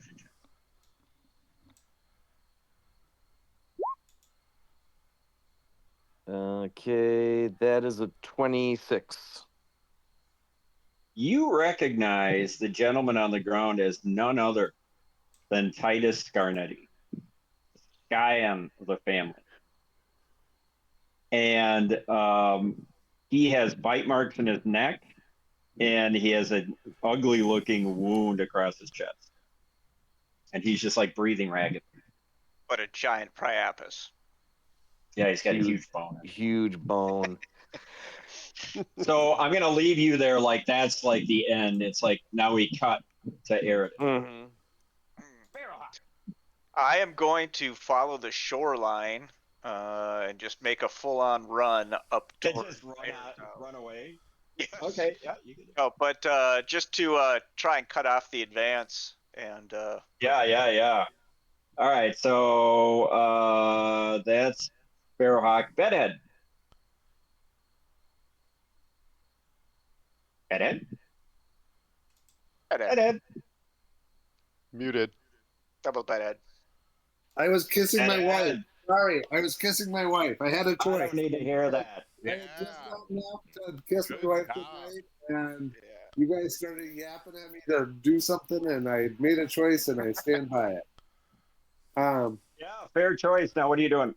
I'm just gonna. Well, I'm Kill gonna his follow character. Glurk. I'm following Glurk, but I'm not following Glurk. You know what I'm saying? Yeah. And I'll say Chauncey's behind. So you guys are moving into position. Beginning of the next round. 15 by my reckoning. Riven. Wait, that's dead in front of me. Never mind. I'm gonna just keep moving. Which direction are you going to follow, Sparrowhawk, Yeah. or are you going to actually- come this way? I'm totally following Sparrowhawk. Yep. Oh, is there a little? Okay, so you, Oh. yeah, you can get up to him. All right, so you two are Hey. north way. That's There's a Riven. little bit Now of a it's- romance brewing here, I think. Between Yeah. A lot of plug in the north. That's for damn sure. Yeah, plug in the north. Jill Barr. I am going to fly towards the Kaijutsu household. I get to the front door. What do I see? You see nothing other than a dark house, but you do see the front door has been like bashed open. I'll Shut burst the door. through. Nice. I'll burst through with my lighted bastard sword leading the way.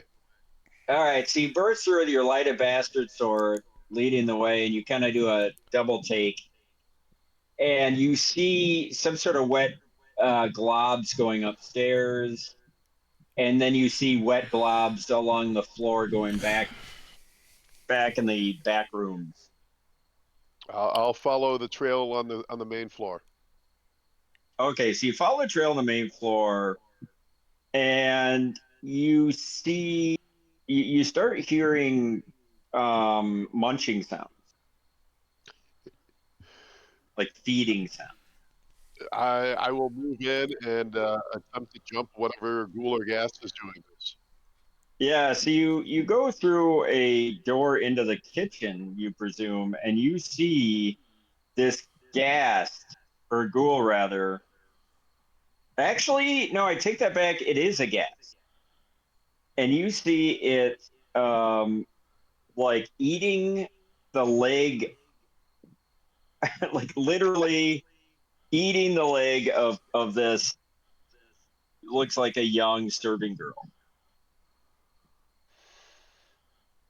But I will take you to the abyss, foul creature, and I'll engage in combat. Okay. Sweet. Can I go ahead and roll? Yeah. Bribe your kill. That is You AC get one 20. attack. Yep. Describe Alright. your priapus. What'd you hit? 27 points of damage. Oh my god. Wow. Okay. It's still up, but it looks wounded. Nice work. Jill Bar. Now it is Glurky. All right, I'm continuing to lumber, and I'm gonna try to follow my friend Jilbar. All right, sweet. So you're lumbering, and Dojo. I guess I'll reflect on who the dead guy was quietly to myself. Well, he's not dead. That's the thing. Oh. You think that with medical attention he could be saved, and you just hear him gasping. You hear him saying, "Help me!" We have one who's not dead yet, but I cannot help him. I leave that to you. And then I run into the building. Yeah. So you run into the building, and you just see as you literally the second you run in, you see this ass or this ghoul. It looks like he was like in some sort of like wrestling up on the top of the staircase with some sort of man, younger man, and you see right as you kind of cross through, you see this guy get thrown up, and he goes flying through the air, and he falls on his neck, and you just hear the snap of his neck. Ugh. Oh. What do you do? Well, Run up the stairs? yeah, I'll go up the stairs, yeah. Yeah, so you run up the stairs, and right as you get to the top, the scene cuts.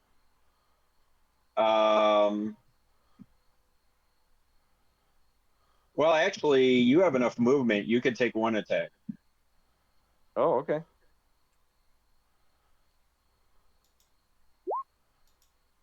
That's got to be a hit.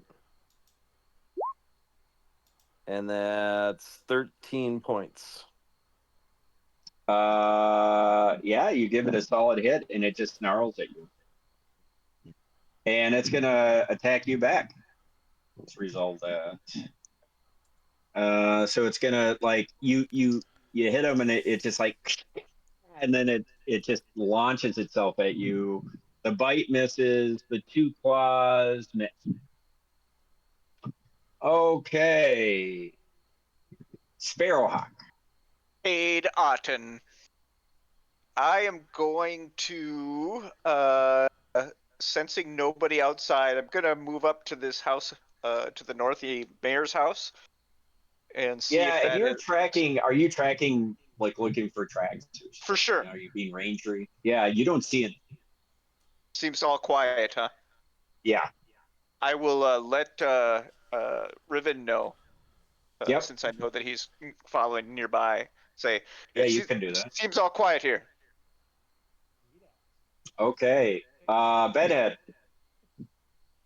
I am following, but not really following, but behind Blur.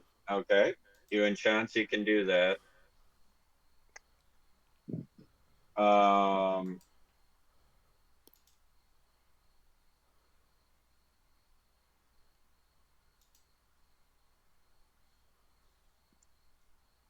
He had.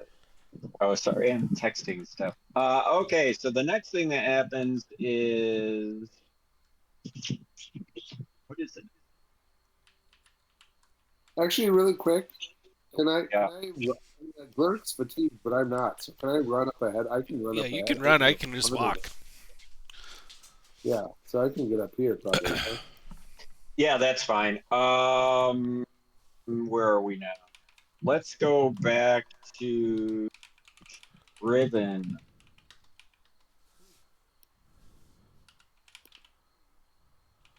Riven, you hear screams coming from here. Yeah, you can. Oh, Squeaks, you went the other way. I thought you were going this way. All right. Yeah, I'm gonna This is a kaijutsu manner. Jill Bar is, you know, he went this way, but you don't see him. Are you going to go through the doorway? Okay.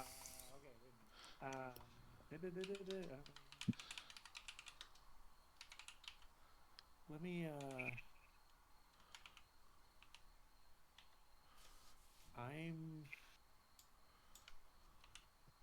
Yeah, I guess I'm gonna. Yeah, I'll go through the doorway. What the hell?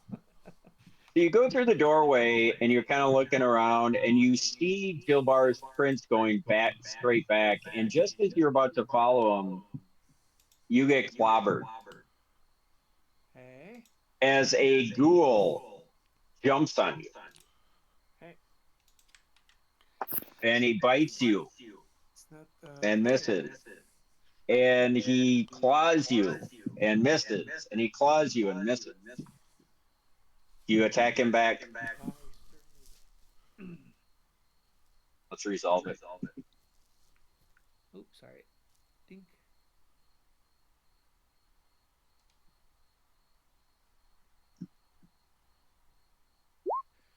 $19.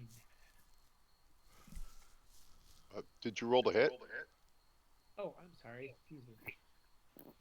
Presumptuous fucker. Sorry. I don't know what the fuck I was thinking. I wasn't. Come on, 21.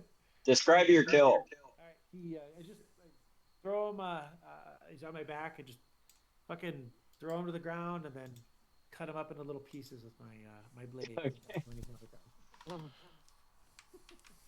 All right. What else is going on? Anything else? Any other ghouls in the vicinity? Not a bad record.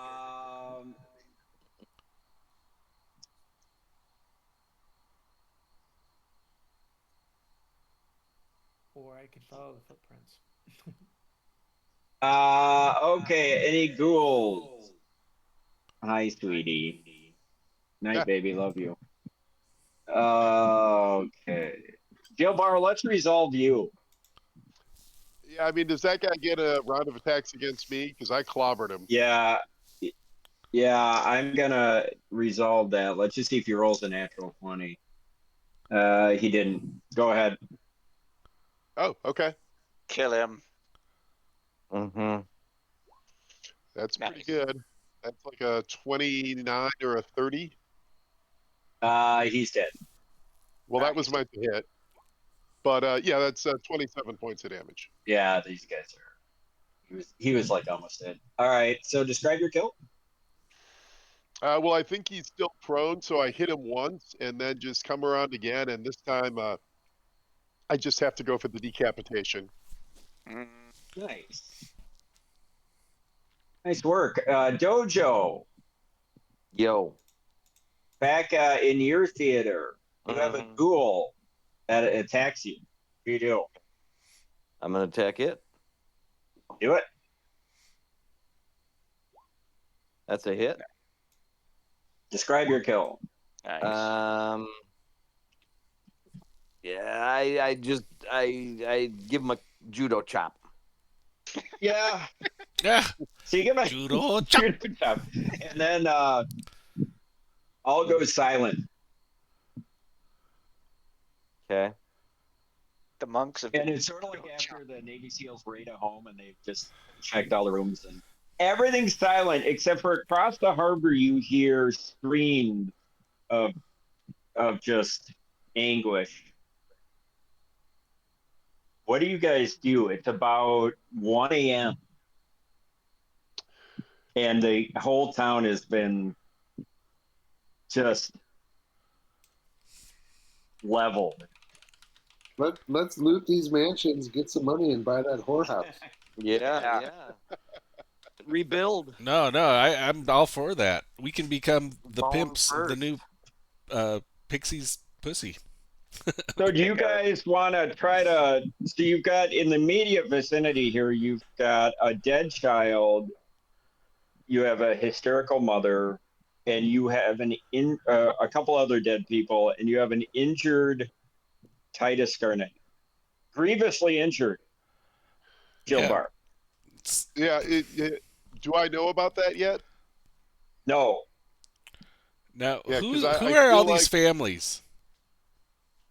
So I'm gonna hand wave that Gilbar and Riven kind of do a Navy SEAL and clear the like you check out all the rooms and everything's clear. You did find like 4 more servants, and they're very rattled, but they're safe.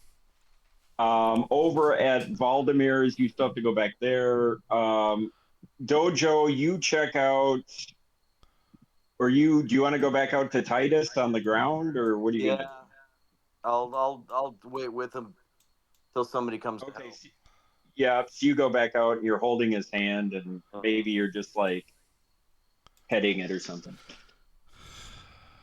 Do you have any songs to sing or anything? I don't sing. I hum on occasion. Okay, so you're humming to questionable mob associated dickhead businessman Titus Garnetti, who is just interestingly looking up to you like a babe. The tear in his eye. What do we know about the Scarnetti family and the Kaijutsu family and the Voldemort family?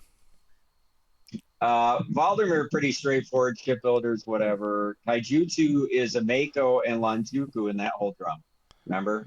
Yeah, but And is their Pseudo. place made it fine? There's nobody hurt there, right? No, Nope. there was a couple people killed. There's There. death. Oh. Yeah. Couple servants. What about the So, one where how- Eridan's at? Sparrowhawk, that's safe. And whose house was that I one? am They never wrapping made it that some of the dead people's clothes around my arrows and firing them indiscriminately into the city to start fires. So that's in Sparrowhawk. So what are you guys gonna do? Let's start with Jill Barr. What are you doing? Well, once try and make sure Riv and I make sure there's no other enemies in here. I'll tell them, What do you tell the frightened servant? my friends, we're going to get everyone together and take you to the cathedral. Come with us. Okay. And So you can do that. Yep. And you hear Dojo as you start going down the road. You hear Dojo humming. Show me the way to go home. Jojo, And now you it's see time him, to give it the and you hummer. just see. You walk up and you see the strangest sight. You see Dojo humming while he's petting the hand of Titus Garnetti, who's looking up at him like a babe looking at his mom. Ilbar, quickly, help me with this one. Someone loved him tenderly. We must respect that. Quaker for point. Yeah. I will actually burn a second level spell rather than use a channel. Yeah. You think this is an important one. So this is going to be 2d8 plus 5. 12 points of healing. Wow. Okay, so you get him back to where he's still wounded, but he's able to be put on a litter. You do note as you're looking him over that you suspect that he's been infected with ghoul fever. Titus, Amadar has blessed you upon this day, sending me here, but we must get you to the cathedral. Yes, Jabbar, thank you. Please bring my family. Of course. So he's So- got like a older wife and servants. You know, we'll hand wave all this, but you get everybody from all the houses, the historical lady, the remains of the dead. And these were big mansions, so you find a couple wagons, and we'll say you can do that. So we can hand wave that like 10 minutes, or we'll say like 20 minutes later, you guys can all be back at the cathedral. If that's what you want. That sounds great. Sure. Yeah. Okay. So as you get, everybody move yourselves to the cathedral. And as you get to the cathedral, as you're coming up to the cathedral, you see people streaming in with wounded family members. You see people on the side of the road crying. You see the guards kind of gathering, doing the best they can, but they look frightened. They're, inexperienced. You see, for whatever reason, you notice, Jilbar, that this bro on the tower is still there. It's been on a 60 the whole time.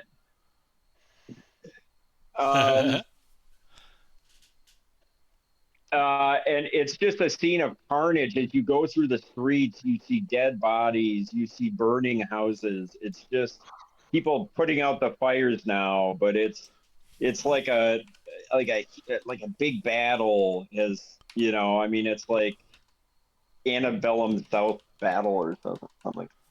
And as you go in through the courtyard, you're met with Mayor Devon comes up to you, Jilbar. Okay. Jilbar, thank goodness you're okay. We must talk.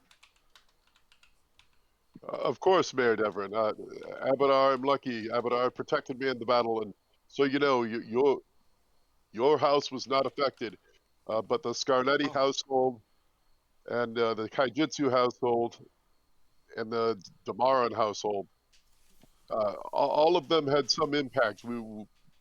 They are here now with us. But let us gather the wounded before anything else. Abadar may be able to tend to many of their wounds, but please help me gather them all together. Yes, but first I need a word with you. It's of the utmost importance. And she pulls you aside. Okay. Jilbar, this town needs leadership. And Sheriff Hemlock is grievously wounded and has been infected with the fever. And Xantus is not sure he's going to make it. With the power invested in me as the mayor of Sandpoint, I am I'm begging that you allow me to deputize you as the new sheriff of Sandpoint. What? The acting sheriff of Sandpoint. What do you say? Mayor Devon, I'm honored by your trust and faith, but I do not know if staying in Sandpoint, although my heart yearns to say yes, I do not know if that is Abadar's will. Well, this is not necessarily a long term. Right now, we need continuity of government. It's only me, and I need a trusted leader who knows the people and understands the military tactics, etc. All the things that the sheriff needs to understand to discharge his duties. Will you do this for us? Look no further. I'll step up. Jilbar, don't worry. It's as much on your shoulders I can take. I'll take the ring, though I don't know the way. Horton, all the heroes have been already deputized, correct? Yeah, they have. Deputized. But they've been deputized like, helpers. But she's basically the government structure in this town is it's the mayor's in charge and the second in command is the sheriff. Mayor, if you think this is best, I rely on your guidance as always. I will be honored to take up this charge in this time of peril. I do recommend that all of my comrades be officially deputized and licensed in as well. And then Mayor kind of interrupts you and says, well, Sheriff Jilbar, that is within your purview to do so. You're given As you control, it is you who are in charge of the city's defense and have powers to deputize. And this fully operational Death Star. But first, I must insist, for the sake of continuity of government, and in front of the witnesses of The Heroes of Sandpoint, please repeat after me. I, Jilbar Hepsukin, I, Jilbar Sukin. Hepsukin. Jilbar, I, Jilbar Hepsukin, do solemnly pledge before the Council of Ushers do solemnly pledge before the Council of Ushers, under the seal of Magnamar and in the sight of Desna and Abadar, under the seal of Magnamar and in the sight of Desna and my lord Abadar, to uphold the peace and safety of Sandpoint. to uphold the peace and safety of Sandpoint. I vow to guard its streets from lawlessness, I vow to guard its streets from lawlessness, its people from harm, its people from harm, and its walls from all enemies, be they within or without. and its walls from all enemies, be they within or without. And then she whispers to you, it's only 2 more sentences. I shall act with fairness and judgment, I shall act with fairness and judgment, courage in danger, with courage against danger, and fidelity to the charter that binds this colony to Magnamar. and fidelity with the charter that binds this colony to Magnamar. In all things, I place the good of Sandpoint above my own, In all things, I place the good of Sandpoint above my own, and shall not falter as long as breath remains within me. and shall not falter as long as breath remains within me. By this oath, I accept the mantle of sheriff, By this oath, I accept the mantle of sheriff, sworn defender of Sandpoint, the jewel of Arisia. sworn defender of Sandpoint, the jewel of Varisia. I kiss the bride. It is official. You are now Man and wife. sheriff. Sheriff, Fuck thanks her. for getting Gilbar.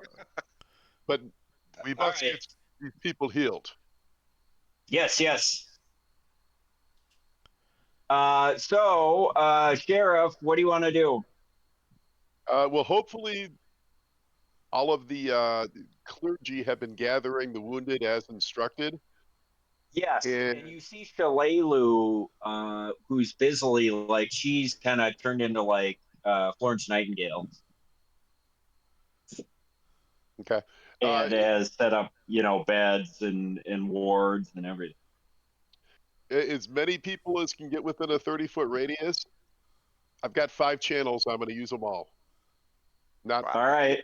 and move around as needed. So you can kind of gather all the people who have physical wounds that are so far in the cathedral, along with your compatriots, and you can do that. Although actually, can you do this within the walls of the Cathedral of Desna? I think so. Desna and Abadar aren't best friends, but they're certainly allies. Okay. Then go ahead. Yeah, it's not like it's a unholy sanctum of Urgathoa Right. or something. Yeah. Or is it? Assuming Father Xantus gives the high sign, I would do everything I could to heal the wounded. Okay. So you're able to do that, and you are easing the pain and suffering of many people. Unfortunately, it's somewhat of a drop in the bucket as you see more and more people in the coming minutes and hours streaming into the cathedral, and pretty soon you guys run out of room. And just to give you a feel for the scope, you're still counting, but you think the dead, wounded, and infected are going to be near, if not over, 100 citizens. So the dead is horribly unfortunate. We need to have them laid out by the cemetery. Yeah, in the boneyard. Yeah. Okay, so you can. Yep. The wounded, Well, like anyone who's wounded, probably 5 channels with a 30-foot radius can heal. Mhm. The key thing is yeah. to make Well, the somebody problem is far. when you did that, they weren't all like. You Well, got to think of the scope. Think how big the town is. You guys first right, probably have to do some sort of like structured sweep of the whole town. correct. But I wouldn't use all 5 back to back to back. That's more healing Okay. than need. It's Yeah. let's use now we use the town guards. Let's get them to go door to door. Make sure there aren't any straggling ghouls for that matter. And if there are, a couple of us can go out and dispatch them. But Yep. let's do a head count of every single person in Standpoint before morning. Okay, so you're setting the militia to this task and the town guard, and we'll say that with everybody working together by 5 a.m. ish, just pre-dawn, you've got kind of a final count. You've got the dead in the boneyard, you've got the wounded in the church, and you've got a kind of a all clear on the ghouls. What are you going to do with all the ghoul bodies? Make love to him. And then after Okay. Eridan makes love to Necrophilia. them, Sorry. I think that a large pyre of bodies is going to be lit on fire. Yeah, right on the beach. Okay. And where are you going to do that? Crab boil. Probably out here Okay. over So the you cliff. go throw the bodies over the cliff and go down and No, kind no, of I mean, set a I think fire. we could light. Yeah, whoever's pinging over here, that's great too. Uh-huh. Just make a big pyre, take the bodies there, and light them. Mhm. Okay. So you've got a detachment working on that.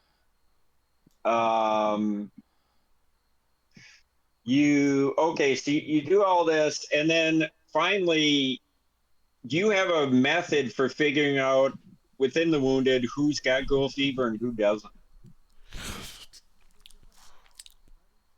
A ghoul fever detector.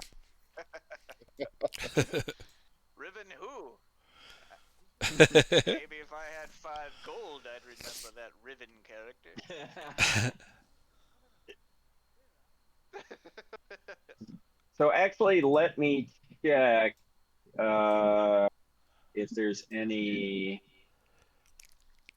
way of detecting it. If you throw a sack over their head and throw them in the water, if they drown, they're witches. If they're not, they don't have ghoul fever. Yeah. Can we do a time check? How long ago? When did this battle start? Yesterday, or like? You have to assume. Oh, it started at like 10 or 11 p.m. Oh, Yeah. So So you have to assume anybody wounded with a claw or bite mark is a candidate for ghoul fever. I thought it was only the bite. No, it's both. Sure. I'm sure about that. Yeah, let me double check.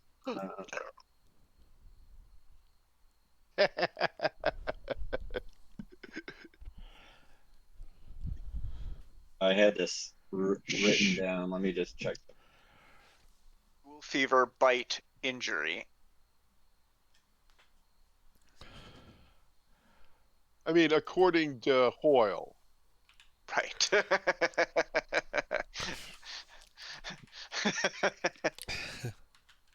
He's got a method for beating Vegas, though. So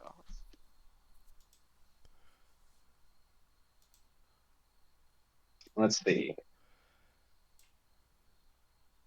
No, only by its bite. You're right. So that actually makes things easier. So you can separate people based on bites and claws. So how many people that are alive were bitten? So here's my final count, which I did earlier today. 28 dead. 34 not infected, but wounded. 27 infected. Oof. What do you do, boys? What we need Well, to we could. remove disease from them, or what? Oh, and there's a little bit more to that. Let me read some notables. I took some time here. Notable infections: Titus Garnetti, Sheriff Hemlock, Dax Dingleberry, head of the Ah, Sandpoint Easy Reader. we'll let Let him him go. Gressel Tenwick, the head of the Fat Man's Feed Bag, which makes sense. Gavin Deverin, cousin to Mayor Deverin of Two Nights Brewery, a fellow Abadar follower. Chode Bevuk of the Sandpoint Meat Market. That's- Along with Three What Towns, showed him? along with Three Towns Guardsmen and Sergeant Decker, of course. And Tiscarino. Yes, Somebody but save he's dead. Chode Beverick, please. Save the And then, chode. sadly, among the notable deaths, besides Serena, Kington. Kington. Polly Pillbottle, who No, happened to be drinking down by the docks. no, I refuse. Poor Polly. Let's get a Hannah, resurrection as on you her. found her dead. Kalis Corvus, the Sandpoint Boutique, Mhm. another Abadarian follower. A-Town Militia, and finally, remember good old Zach from the Goblin Squash Stables, who No, accused, I who was remember. that? he had it coming. Yeah, he's dead. Good. So suffice it to say, what you're trying to deal with, Jilbar, is you've got the biggest calamity that's ever happened in this town, making the burning of the cathedral and the attacks of the serial killer look like peons, small by comparison. You've got one of the town elders with ghoul fever potentially. You've got the sheriff, erstwhile sheriff, dying of ghoul fever. You've got almost 100 casualties. You've got complete fear throughout the town, and you have no answers as to who did this, other than you think it's Lord. You know what you got to do? Blame the leftists. Can't keep up. S- Well, Staying Lord's last sheeples. album was pretty shitty. And you do know that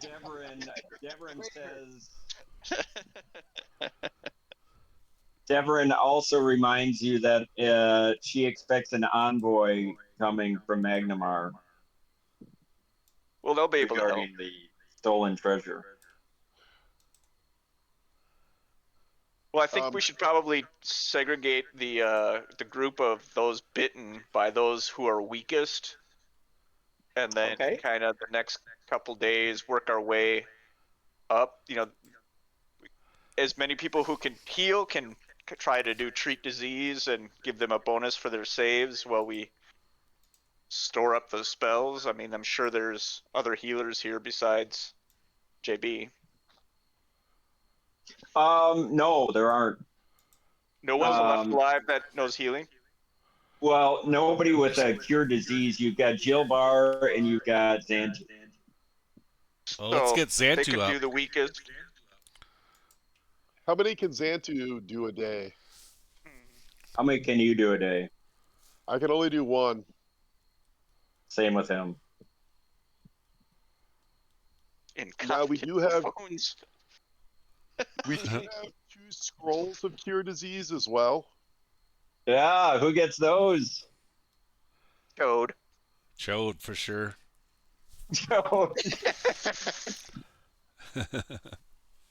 Yes.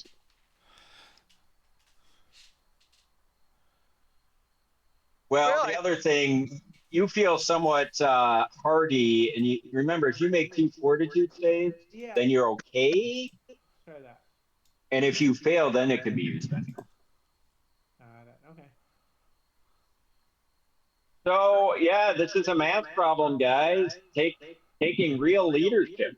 And as you work through the night, everyone's exhausted. You're looking around, Sheriff Dilbar. You see Shalelu, being an elf, is looks relatively unaffected. But Xanthus and his acolytes are exhausted. Um, Everybody in town has a million questions for you. You know, how are you going to protect my businesses? What about my family? Blah, blah, blah. How are you going to make the town safe? Who did this? I'm going to make an executive decision and go ahead and use one of the scrolls on the sheriff. Okay. Go ahead. It automatically works. Okay. I will subtract So, my character sheet. so damn it. you do this on Hemlock, and he kind of comes to. He's still wounded, but he says, Jabbar, thank you for saving me. Sheriff, the town needs you. I can perhaps temporarily step in, but no one can truly fill your shoes. Yes, I know, but if anybody can, it's you. And then he passes out. But as he's passing out, he says, how is Zarina?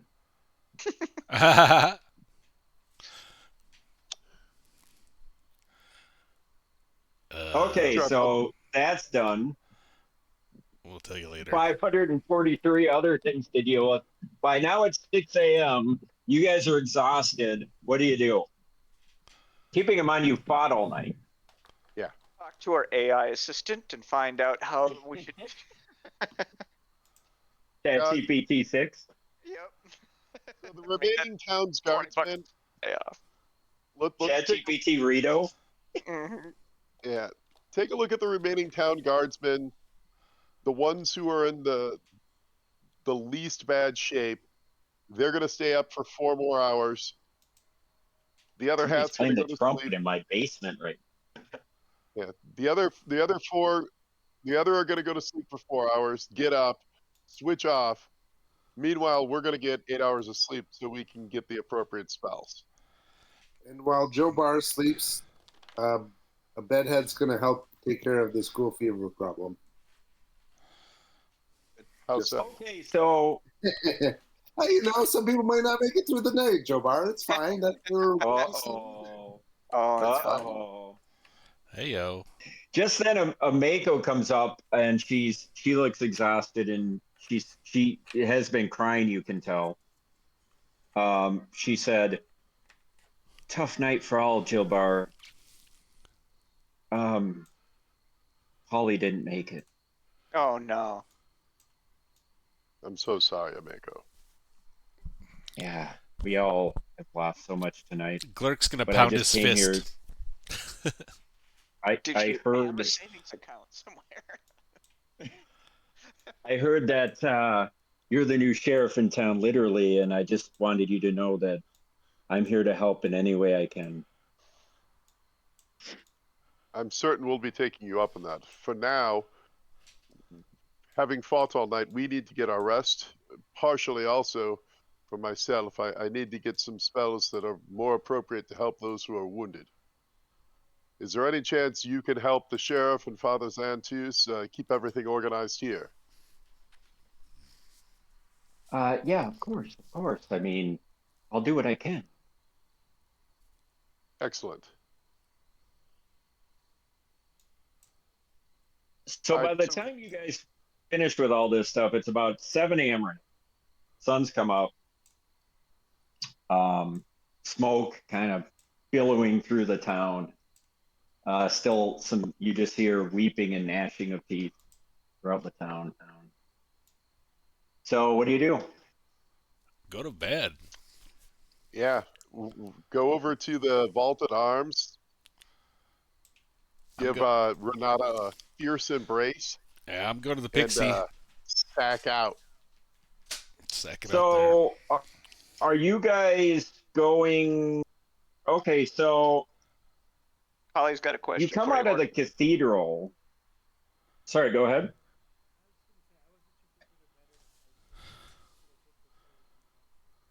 Go to bed. Because I'd hate to wake up. Thumbs up. You. No, I think you would do that after you play. Okay, sounds good. I'll follow your lead. Cool. So why don't you everybody put yourselves outside the cathedral as you're kind of getting organized? Looks like you kind of already are. Like outside where? Where we want to go? Just the front of the cathedral. Yeah. And Shalelu is still busy inside. Deverin's inside with Shalelu. Dojo comes out here. Okay, so you're all kind of in the square talking about plans to go to bed and conferring. And Sparrowhawk, give me a perception check. Okay. I rolled an 11 plus 14, 25. With the 25, with your elven ears, you hear a slight tremor coming out the north gate, and your ears perk up. Maybe you put your ears to the ground, and you sense many horse coming this way. Sounds like 20, 30 riders. I hope it's not I will turn to my Ironbriar. friends and say we should get some rest. And then just as you do that, you hear a bunch of riders like neighing, and at the north gate, you've kind of hastily put a couple of guards there, and you hear, "By order of the city of Magnamar, I demand you open these gates." It's that blowhard. And the gates open, and Bless the you. riders come in. And everybody check out your handout Yeah. or your journals. Obviously, we'll get Mayor Deverin why this is happening. Okay. Leave the Everybody person see your in journals. Envoy. You should see an envoy, and you should see the elite guard. Yep. So the envoy is riding ahead of the elite guard, and he's got, by your count, between 20 and 30 horse behind him of elite guard.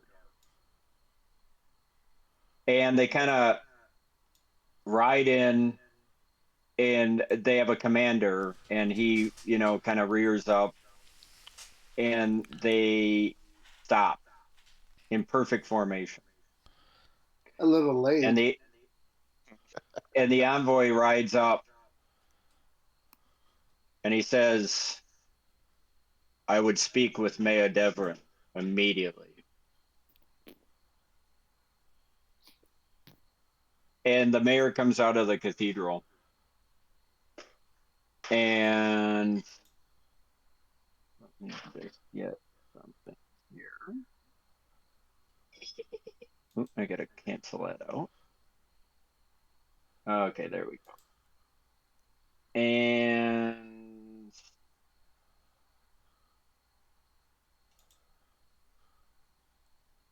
everybody check out what's in your inbox right now.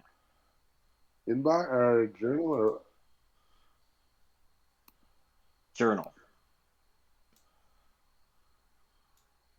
there. All right, this is from Ironbriar. Is that what you're saying? Who wants to read this aloud? Sheriff. Sheriff. I can't get it to go full screen. I can't get it to All right, full I can screen, do it. otherwise I will. I'll do it. This is a writ of detainment and extradition from the magisterial court of Magnamar by seal of the Lord Justice. In the name of the archlords of Magnamar, and by the authority vested in this court under the statutes of Lord Mayoral Decree, It is hereby ordered and commanded as follows. Articles of accusation. It has been brought before the court upon review of sworn testimony and material evidence that the persons styling themselves as the heroes of Sandpoint, quotation marks, are guilty of the following high crimes. Number 1. Embezzlement of funds entrusted by the allied city of Absalom with willful deceit and the intent of personal enrichment. Number 2. Breach of covenant and alliance by denying lawful delivery of said funds and thereby threatening Magnamar's sovereign friendship with Absalom. Number 3. High treason in that the accused have undermined the trust, honor, and lawful authority of Magnamar and her allied states to the detriment of her citizens and laws. Part 2. Sentencing pending trial. By the statutes of Magnamar, treason is punishable by death unless lesser sentence be commuted by mercy of the court. The determination of guilt and sentence rests solely within the magisterial court of Magnamar, not within Sandpoint's jurisdiction. Number 3. Command of detainment. According to the duly appointed Magnamarian guard and the envoy bearing this writ are empowered to enter Sandpoint in full authority, to detain the aforementioned accused immediately upon recognition and or identification, to convey said prisoners under guard to Magnamar for trial and judgment without delay or interference. Part 5. Obligation of compliance. Mayor Kendra Deverin of Sandpoint is ordered to aid, abet, and comply with this lawful command. Failure to surrender the accused forthwith shall be taken as obstruction of justice and conspiracy and treason, whereupon the said mayor shall be subject to the same detainment. I think that's it. Page 2. You got to click on page Oh 2. my god, I don't have page 2. Okay. Somebody else I'll take page over the 2. rest. Yes. Yeah, I got it. Detainment, conveyance, and judgment. Part 5, Seal of the Court. Let all who read know this command carries the full weight of Magnamar's law. To resist, it is to resist justice itself. By my hand and seal, Lord Justice Ironbriar, Magisterial Court of Magnamar. Is this read out loud bitch. as they come in? Like how like Yes, it is. There's the envoy has like a herald who has it read, and then he grabs it from the herald and hands it to Deverin. I believe this is put. As this is read, Bedhead kind of like slinks into an alley a little bit and uses his hat of disguise to disguise himself as a halfling woman. Okay. And then the envoy steps up and walks up to Deverin and says, I believe this is for you, Mayor Deverin. I am the envoy of Justice Ironbriar and am fully empowered to do his will. And then Deverin says, this is ridiculous. Do you know we've just been attacked by ghouls? And these so-called heroes of Sandpoint just saved the town once again. This is absurd. I will not comply with this order. Something tells me I thought he would say that, something to that effect.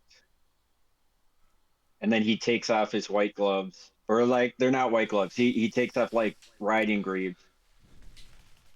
And he says, you have 1 hour, Mayor Deverin. 1 hour. And then he walks away. Where can a man get refreshment in this godforsaken shithole? And a couple sycophantic villagers say, "Oh yes," and they lead him to what's the pub right by your Rusty place? Dragon? No. Yeah, No, not the Rusty dragon. Dragon. No, The no. one up here. Yeah, yeah, yeah. The White Deer or whatever it is. So they go there, and amazingly, this guard doesn't move. They dismount on there and hold their horses, and they just stand there like the Unsullied. And Devrin says to Jilbar and all of you, she kind of motions here, but I don't know what to say, but this is definitely legitimate. This is Ironbrier's seal, and this is an official writ. This is a big problem, gentlemen. It's not a big problem if we kill them all.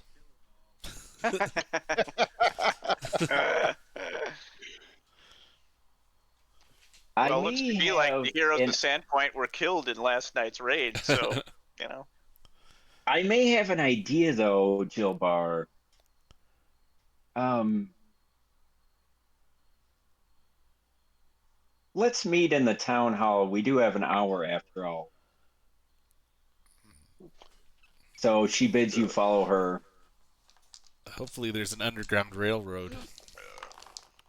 And you get there, and Devrin gives some instructions to a couple of her assistants, and about 10 minutes later, you guys all go up to the council, that conference room that you were in before. Yep.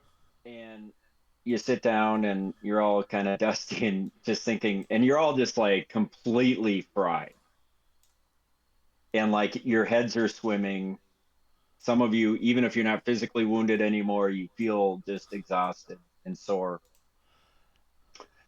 And she says, thank you. And then the assistant comes in with this big parchment in like, there's like a case, and it looks very extravagant, a big like burgundy case in felt.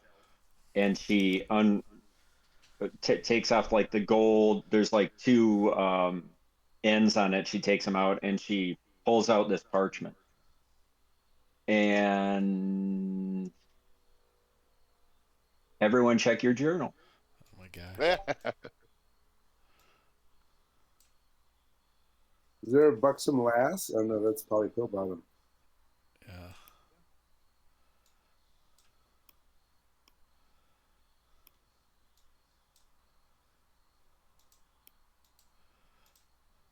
The founding charter. Yeah. So,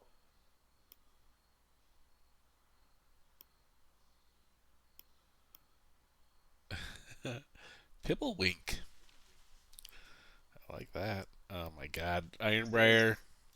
Son of a bitch. I need you guys to help me. There must be something in here that we can use. At that, I'm going to give you guys 5 minutes to review it and see if you can pull anything out of this that is going to help you. What kind of homework is this, Horton? I didn't realize there'd be reading.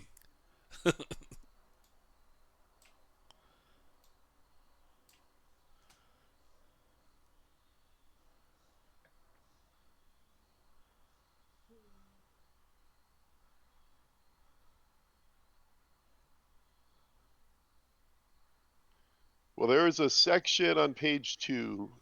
The mayor has Subsection, the right to appeal to appeal. the High Court. Yep. Yeah, yeah. What's that, guys? As you're all kind of reading over Jilbar's shoulder. Glurk know not how to read. Yeah, Glurk's just sitting in the corner bored, scratching his nuts. What did you find? It appears that you have mayoral authority to appeal to the High Council itself. Is that true? According to Section 3, local jurisdiction, subsection, appeals to the High Court. Yes, yes, I knew there was something in here. The mayor has the right to appeal any judicial ruling that would be grievously and materially impact the colony of Sandpoint directly to the High Court of the 13 Justices within 30 days of the initial judicial ruling, provided he or she appears in person before the High Court and accepts the subsequent determination of the High Court as necessary and legally binding. We may have something there. But Jilbar, what are we gonna do? We have a town in shambles. Even if I let them arrest you and follow on to appeal your case, what's the town gonna do? And who's gonna protect the town? But if we fight, surely you can't take on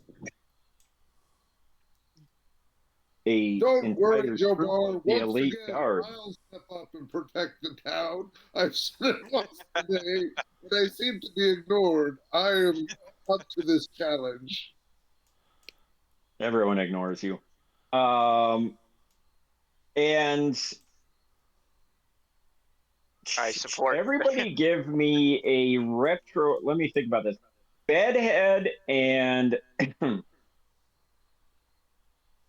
Bedhead, Jilbar, and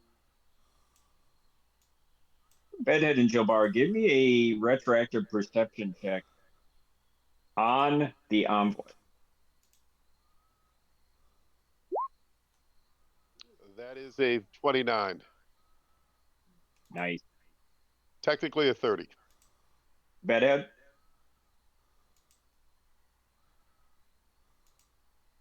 Bedhead? He's not happy you said he was being ignored. 24.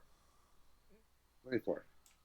Okay, so you guys confer and kind of look at each other as people who understand the arcane arts. And I think that the thought comes to both your heads at the same way at the same time as when you were back in the courtyard. This envoy seems to be beyond being an envoy. He seems to be a very powerful magic user. I sense magic on this one. And the guard, Jilbar, you would know the elite guard is the most elite shock troops in Magnamar, and they're all incredibly well armed and well trained. And there's about 25 of them. It seems like Ironbriar has thought of everything. Okay. I would also notice in the rights of the colonists that there is a right to assembly. Citizens may assemble peaceably for the redress of grievances and may petition the mayor, the council of ushers, or the high court. Yes. What are you thinking? You can't very well petition me. I'm already on your side. Correct, but as the mayor, you speak for the city, and Yes. it seems as if you could petition the high court that it is an undue burden to put on the town for us to leave currently after the sack. In other Right. words, say that you intend to petition under Section 3, the local jurisdiction, you intend to appeal to the High Court. Within 30 days, you will travel with us to Magnamar. And at that time, you will appeal the High Court on behalf of the town, appeal to the High Court on behalf of our innocents, but also that this is an undue imposition when really Magnamar, as our liege state, should be sending us forces to help protect the townsfolk. Yes, I think that makes perfect sense in a normal circumstance, but Are you suggesting that the Heroes of Sandpoint are going to surrender to them, and then I'm going to follow along and try to petition for your safety? No, what I'm suggesting is that we have 30 days to comply. I'm not sure if the envoy is going to see it that way. There's the law, and then there's the fact that he's been sent by Ironbriar. There's also Um, poison. we can try, but I think we need a backup plan if he is obstinate.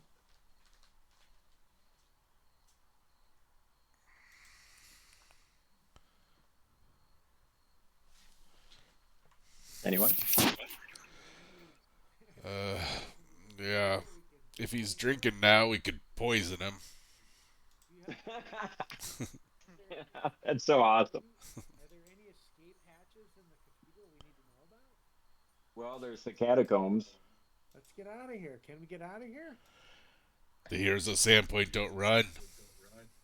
What? Some of us do. We just talked about the big mages outside. We're not gonna win this deal. We gotta get out of here. Unless It's an interesting concept. If the argument will work, if the argument works, that's great. If not, we should try to get out of here. If we can. If not, It's an interesting idea.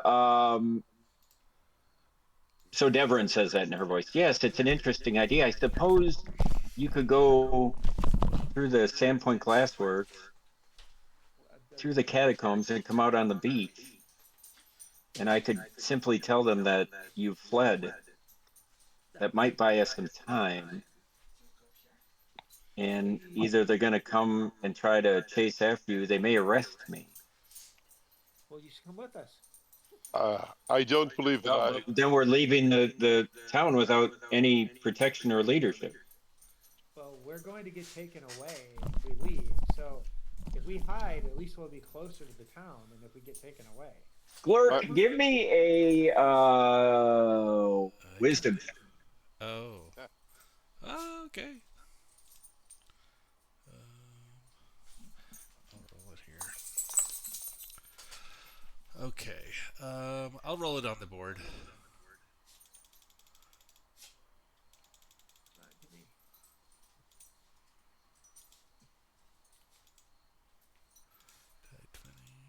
Okay. Oh, shit. What was it? Perfect. Did you roll a 1? Yeah. Yeah. Okay. So Glurk, you think all of this talk is absurd? Why wouldn't we all just fight these fuckers? Yeah. I mean, So what do you say? he's a puny mage. I think you're a fucking idiot. Let's get out of here. So Glurk wants to fight. What is everybody else? Do you guys want to take a couple minutes to discuss this? It seems like a really intricate pickle you're. Well, I think there's something. And Jill Bar, keep in mind you did just swear an oath to protect the city. Yeah, there's something. Yeah, no. If you want to protect it, you not being in jail will be better than you being in jail. I think there's something more nefarious going on here too. Oh, for sure. Okay, we gotta get out of here. Yeah, I'm gonna mute myself because I've had to pee for about an hour. I'll be back. Yeah, go. Let's all talk. I do too. I'll be there. I actually did pee, so I'm good. I am ignoring you what Ollie was saying. I hear him having a plan. Hey, but I do not hear it. I hope you guys did. Hey, Well, you guys Henderson. are in a tough spot. There doesn't seem to be any good answers because on the one hand, you could surrender, but then you're trusting the legal process of Magnamar that seems to be rigged by a Trumpy judge who wants you dead. If you defy them, you'll have to fight. If you escape, you could flee and escape, but then you're leaving the town open to the wolves, which isn't necessarily all of your problems, but Jail Bar may have a problem with that. Yeah, I mean, I don't think fighting is an option. I don't think that gets us anywhere. I think unless Fleeing's interesting, but if we fleed, what would we do? That does nothing to prove our innocence. we It could. seems a little like we have to go through with this. I guess my only question is, would we keep some people behind? Would we maybe have a couple people flee to be on the outside? That's an But interesting thought. Keep in mind, it would have to be. So the problem you have is, like, for example, you couldn't leave Jill Barr behind because he has no, family here. They no. would just arrest them. You're no. I would say maybe the newer members of the party, It would have like to be somebody who Riven doesn't have and ties here. Can I ask a question, Horton? Yeah. So, in theory, the crime they're accusing us of is stealing the money. Yeah, well, you read the writ of detainment, so whatever is in there is basically that's become your new reality because it came from a high judge in Magmar. So Right, it's sort of but like the Trump administration saying that the, you know, immigrants are all rapists and we're going to go arrest them. and what money? The money is this when I was gone. Was this the small town? Yeah. Yeah. Okay. We converted that money and buried it somewhere. Is that correct? No, you no, melted it down. Yeah, we we melted melted it. it down. We technically are carrying the platinum with us right now. The gold is buried, Yeah. but if we found the money, which we did, and now that we're being told this was Absalom's money, which is news to us, we give the money back. Where's the crime? So you think that might be a potential argument if you could get to the Council of 13 or whatever.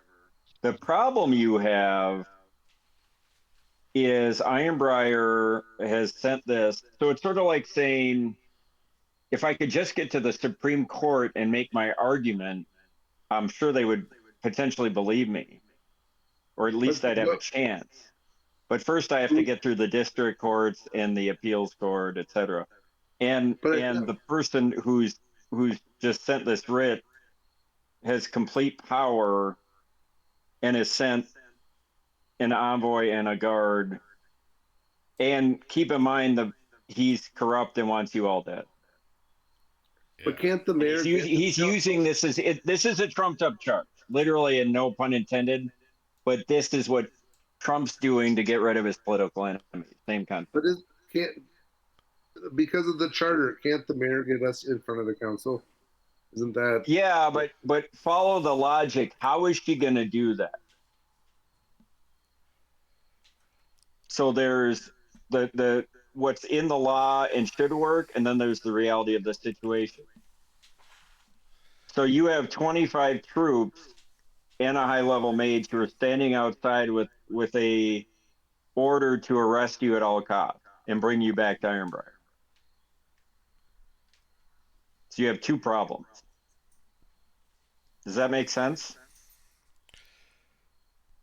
So there's the law, if you can just get to it.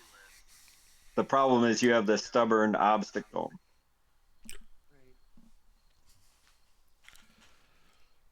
I mean, I guess the question is, we either have to go and deal with this legally, or if we run, what do we do? I mean, we run. What's our next step?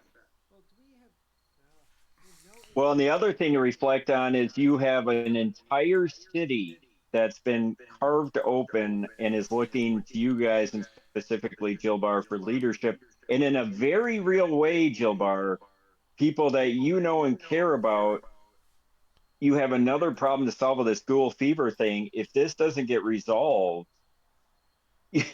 you have people who are going to die and turn into ghouls who are family and friends and city members.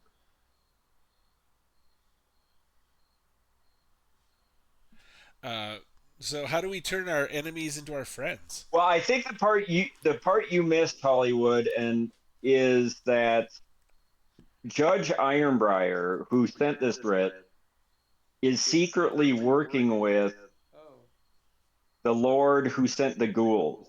Oh, sorry. We know all this. Okay, sorry. Yeah, you got yeah. Okay. I think we got to run, or I don't know, split up. We could split up.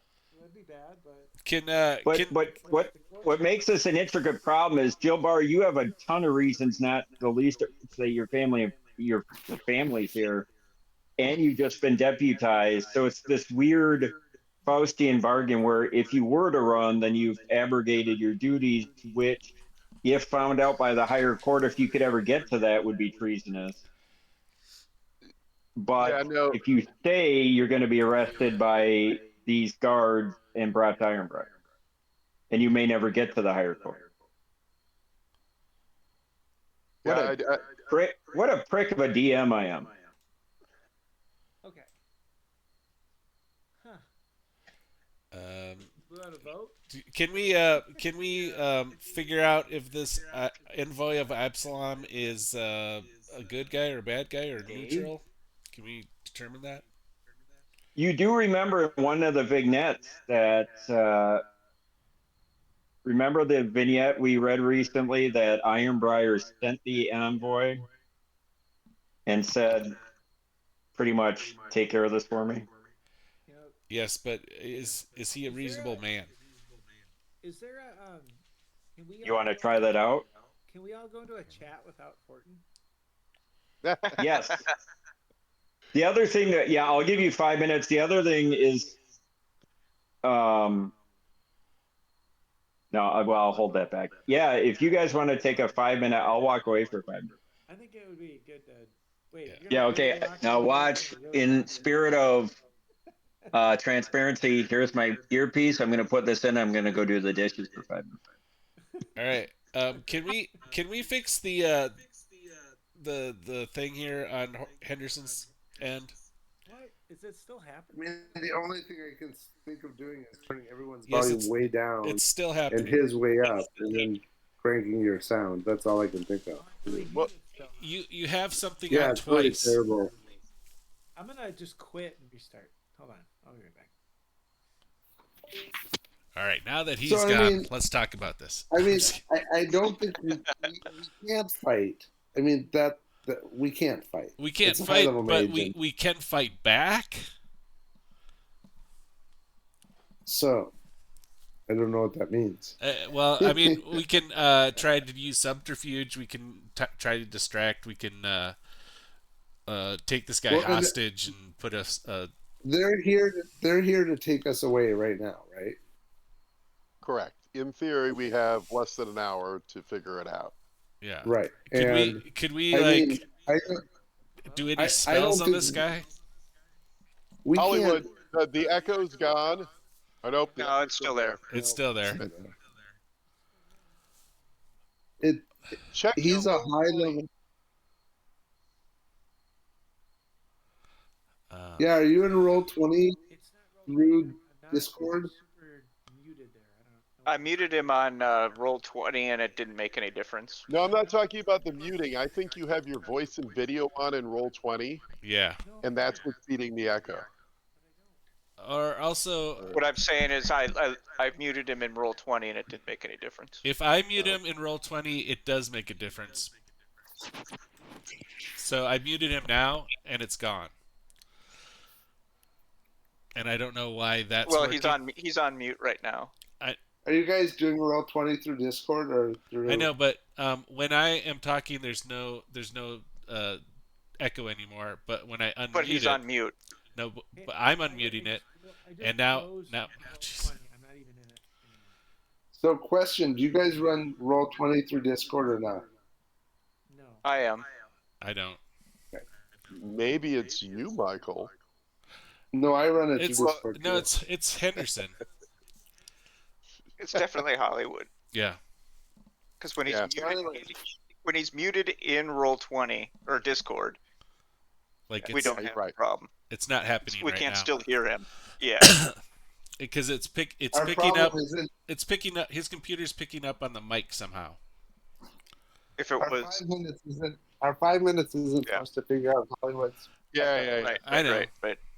I mean, from Joe Barr's perspective, I don't like. and I would say, hey, but my friends, if you need to retreat from this and seek counsel later, I myself, I am obligated to stay and face whatever comes. I mean, But I it's do not expect that you will make that same decision. Um, I mean, I want to guess I the want to kill question. Ironbriar. Okay, so that's what Yeah, I want to do. yeah. But I don't know how I I'm mean, gonna do that. so I Right. guess that's the question, right? The question is, obviously, we're not going to fight this doofus because he'll kick our. So either we try to escape in the next, but if we do, what are we doing? And noting that Joe Bar won't rejoin us, but even if we could convince Joe Bar, what would we do if we escape? Like I don't know, kill Ironbar prior? That seems insane. Find the Lord, maybe. Well, I mean, in theory, going after the Lord would be the move because maybe that that might protect Sandpoint, and B, who knows what we find.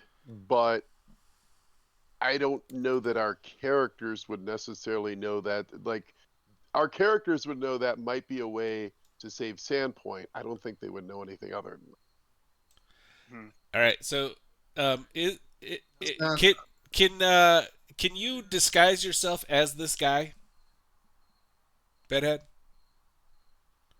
Well, I mean, with my hat, but people would have a chance of not have seen through it. But I don't know. What do you think I should do? Well, all we have to do is subdue this guy, and then you can become him and give some orders, and then we'll have some time. Did you miss the part where Horton had us check and see that he's a high level mage with elite shock troops? Did you 25 of them? Yeah, but a mage is pretty puny. Can't we subdue him somehow? No, we can't. I mean, you could try. Oh, sorry, Hollywood. We're gonna have our shit taken out of our hands. We're gonna be like put away. Like that's what we're talking about doing, right? So going along with that versus trying to, you're right. I don't. I'm back, but it would have to be better. I don't think it'd be better, right? Still talking. Could you give us another 3? And Hollywood, can you talk louder? Because I Yeah. do not hear. Hello, hello, The hello. good thing is the echo is gone, but your voice is still low. Gone. But yeah. So you But fix Horton, we're still talking.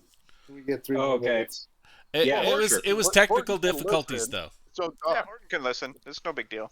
Yeah. Okay. Okay. So, I mean, here's a question. If we try to escape and say, hey, we want to go after the Lord, do we even know where the Lord is? Like, is that an option? Do we know where the Lord is? Do we know anything about him? Can't we figure that out? But yeah, isn't no, we know he's likely at his traditional home, the Misgivings. if we do anything but go with these guys, aren't we putting Sandpoint at risk? Potentially, yes. I completely agree. That's exactly what we're talking about.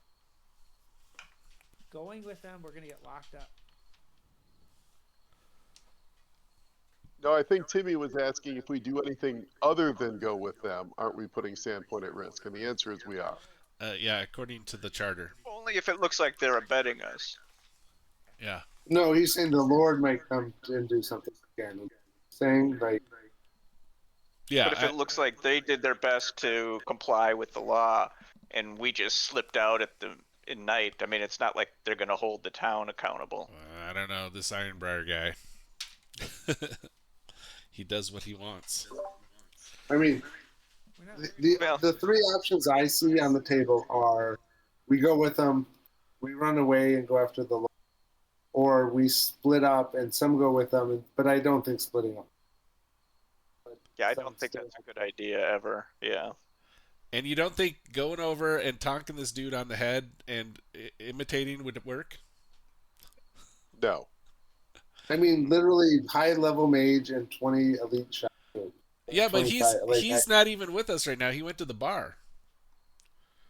He's not with his troops. His troops are just standing here. Yeah, but we're 6th level. Like, what's high levels? Like, 18th, like 15th level? Like what? Like Uh, no. I don't think I don't know that he is 3 times our level. I think the whole No, he's point. not. Yeah, you're not. Yeah, it's not crazy, but it's more. Keep in mind in the distances, you're not far from, or So he's not far from his truth. I mean, he's that 10th that, and we're that 7th. wouldn't. Yeah. Yeah, He's a 10th level man, or give or take. Yeah, that's a reasonable assumption. Metagame. yeah. I don't know that we're gonna figure. We can keep talking about this, but I don't know that we're gonna figure this out tonight. That's just my. No, and I That's a good actually point. have set this up so it would be a Gordian knot, but I wanted us to take the last few minutes that we normally have to just give you time to talk about it. But I am giving you the week. Yeah, The I mean, session's over.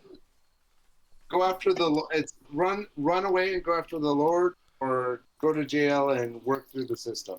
That's Yeah. our choice. I don't like the jail one. What I would suggest you do, consider playing next week, and this is kind of a big set of decisions, is take the few minutes we have left to ask me any questions that you think you're either going to, for clarification, All or right, what slide me level is this $5. I guy? have a clarification because I have a clarification that you cut out. Did you say we're playing next week? Yes. Yeah. Yes. Okay, I was not clear on that. I might be a little late because I might have. Oh, We're and gonna play next week, and then we're gonna go Fridays for Timmy's game. yeah, if does that Starting work with the you? first week in October. Because you weren't here when we made that Fridays decision. probably work, no problem. Next week works, but I might be late just because I have relatives in town, so I might be late for that one. But it sounds like it's going to be a lot of peace talk, regardless, so that's fine. Mhm. Yeah. All right, so take this opportunity. Well, first of all, is everybody completely clear on the scope of the dilemma? Think If so. you want to paraphrase it, Yeah, that if you want to wouldn't be paraphrase it, terrible. doesn't hurt. So the way I would paraphrase it is you're in a situation, here are the things you know. You know that the Justice Ironbriar, who signed this writ of detainment, is a one of the chief justices of Magnamar. He's been around a long time as a test of the colony. He's okay. So that's point one. Point two, he's working with Foxglove And on a metal. Well, on a meta level, you guys know more, but on a gaming level, um, on a gaming level, you suspect that they're in league. You don't know that.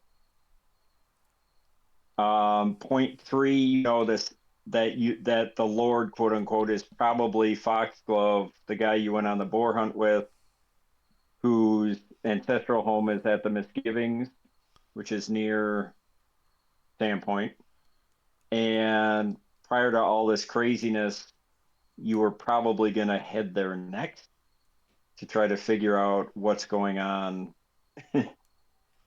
What's the connection between Foxglove and the ghoul attack? Point four, that Foxglove is expressed envy and hatred toward Jill Barr in the Heroes of Sandpoint. Uh, you know, so that's set all that in on one side. You know that the town has just had its worst massacre in its history.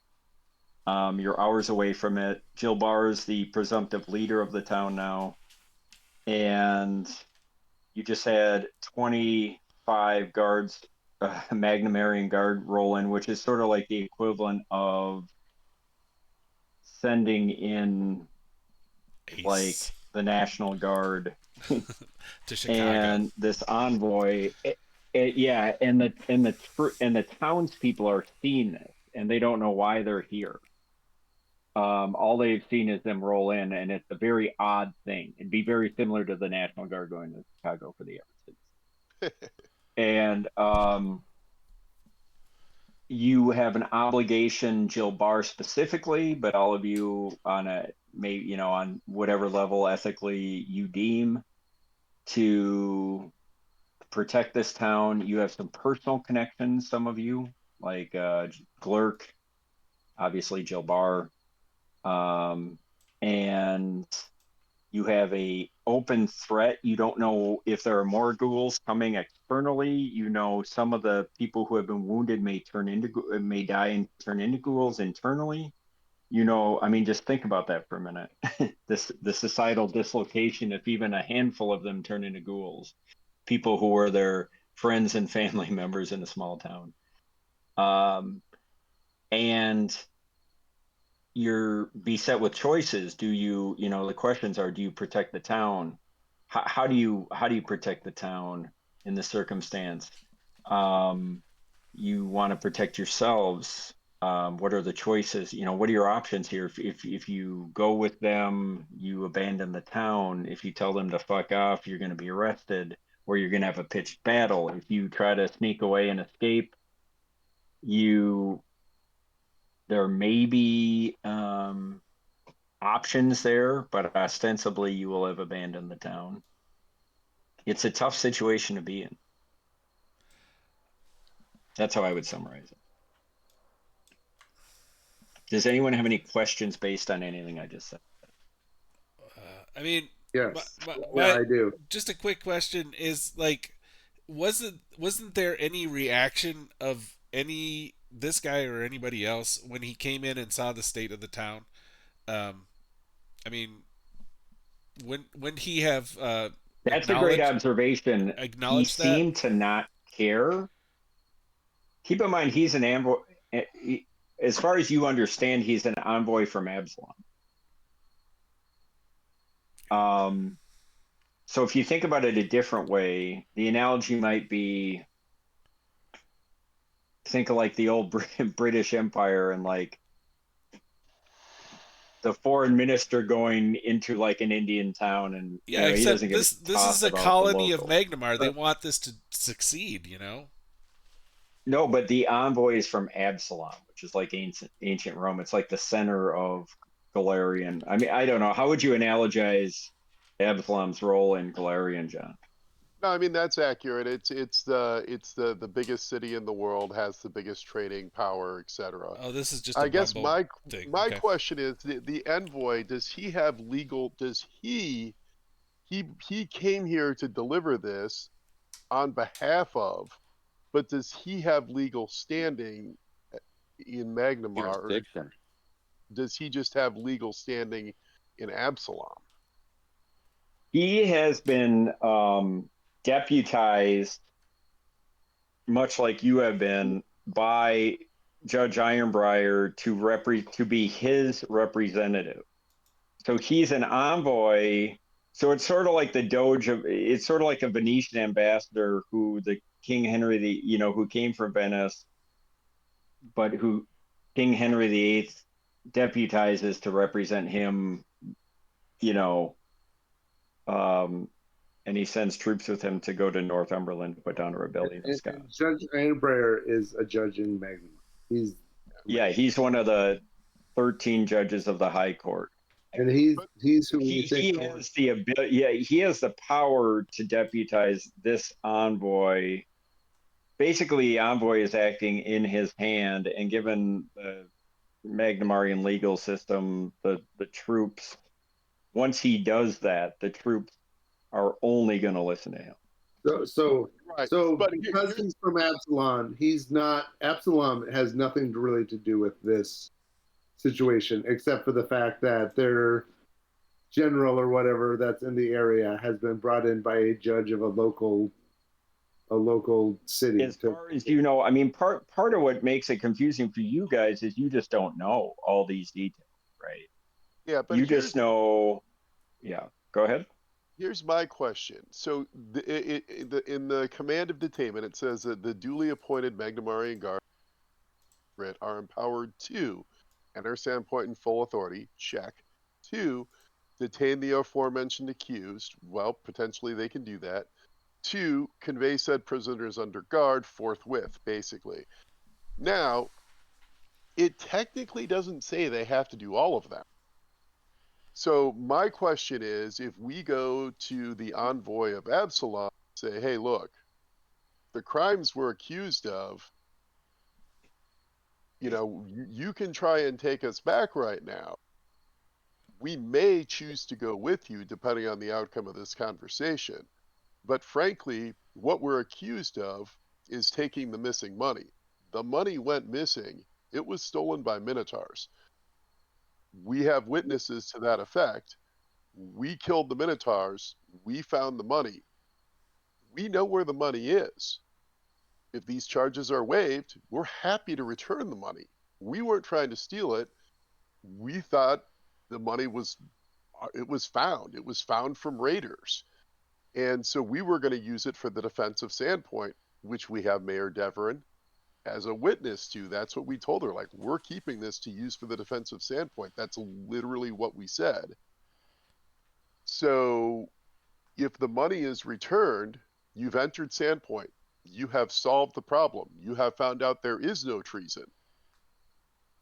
What is the issue here? As the envoy, So that's a straightforward approach, but I think you're missing the three-dimensionality of the larger scope of the situation. So the envoy, as you might recall, was sent by you remember some of the vignettes, which your characters wouldn't know, but right. the lords of Absalom. No, I get it. We as players know that. Our characters don't. But Right. I'd almost say more importantly, at the end of the day, is the envoy of Absalom loyal to Absalom, or is he loyal to Ironbriar? Because if he's loyal to Absalom, the part so the part you're missing is, and this is meta, and that's why I let you as players know this. But in fairness to your point, your PCs wouldn't know this. Is the envoy is working at the behest of the Lord, who was pressured by the higher Lord to fucking get butts because he lost a ton of money. This is the only lead they have. And basically the envoy who's working for the guppy who works for the bigger fish, who's beholden to a bigger fish, was just told, I need butts, or else it's my family who basically you guys got unfortunately, inadvertently tied up in high Absalomy politics, because if this guy who's the finance minister of Absalom, if his family does not show some sort of positive accounting or movement in the direction that, yeah, we know what happened and we can get some of this money back, or at least get butts, then it's going to show that they have no fucking control over it, and they're going to lose the right to be the in the finance in charge of the treasury of Absalom. So that was one of my questions. So this so you guys just got, it's sort of like when the FBI comes in and it's like, okay, we got this mortgage fraud, whatever. There are bigger forces at work that you guys just got tricked into.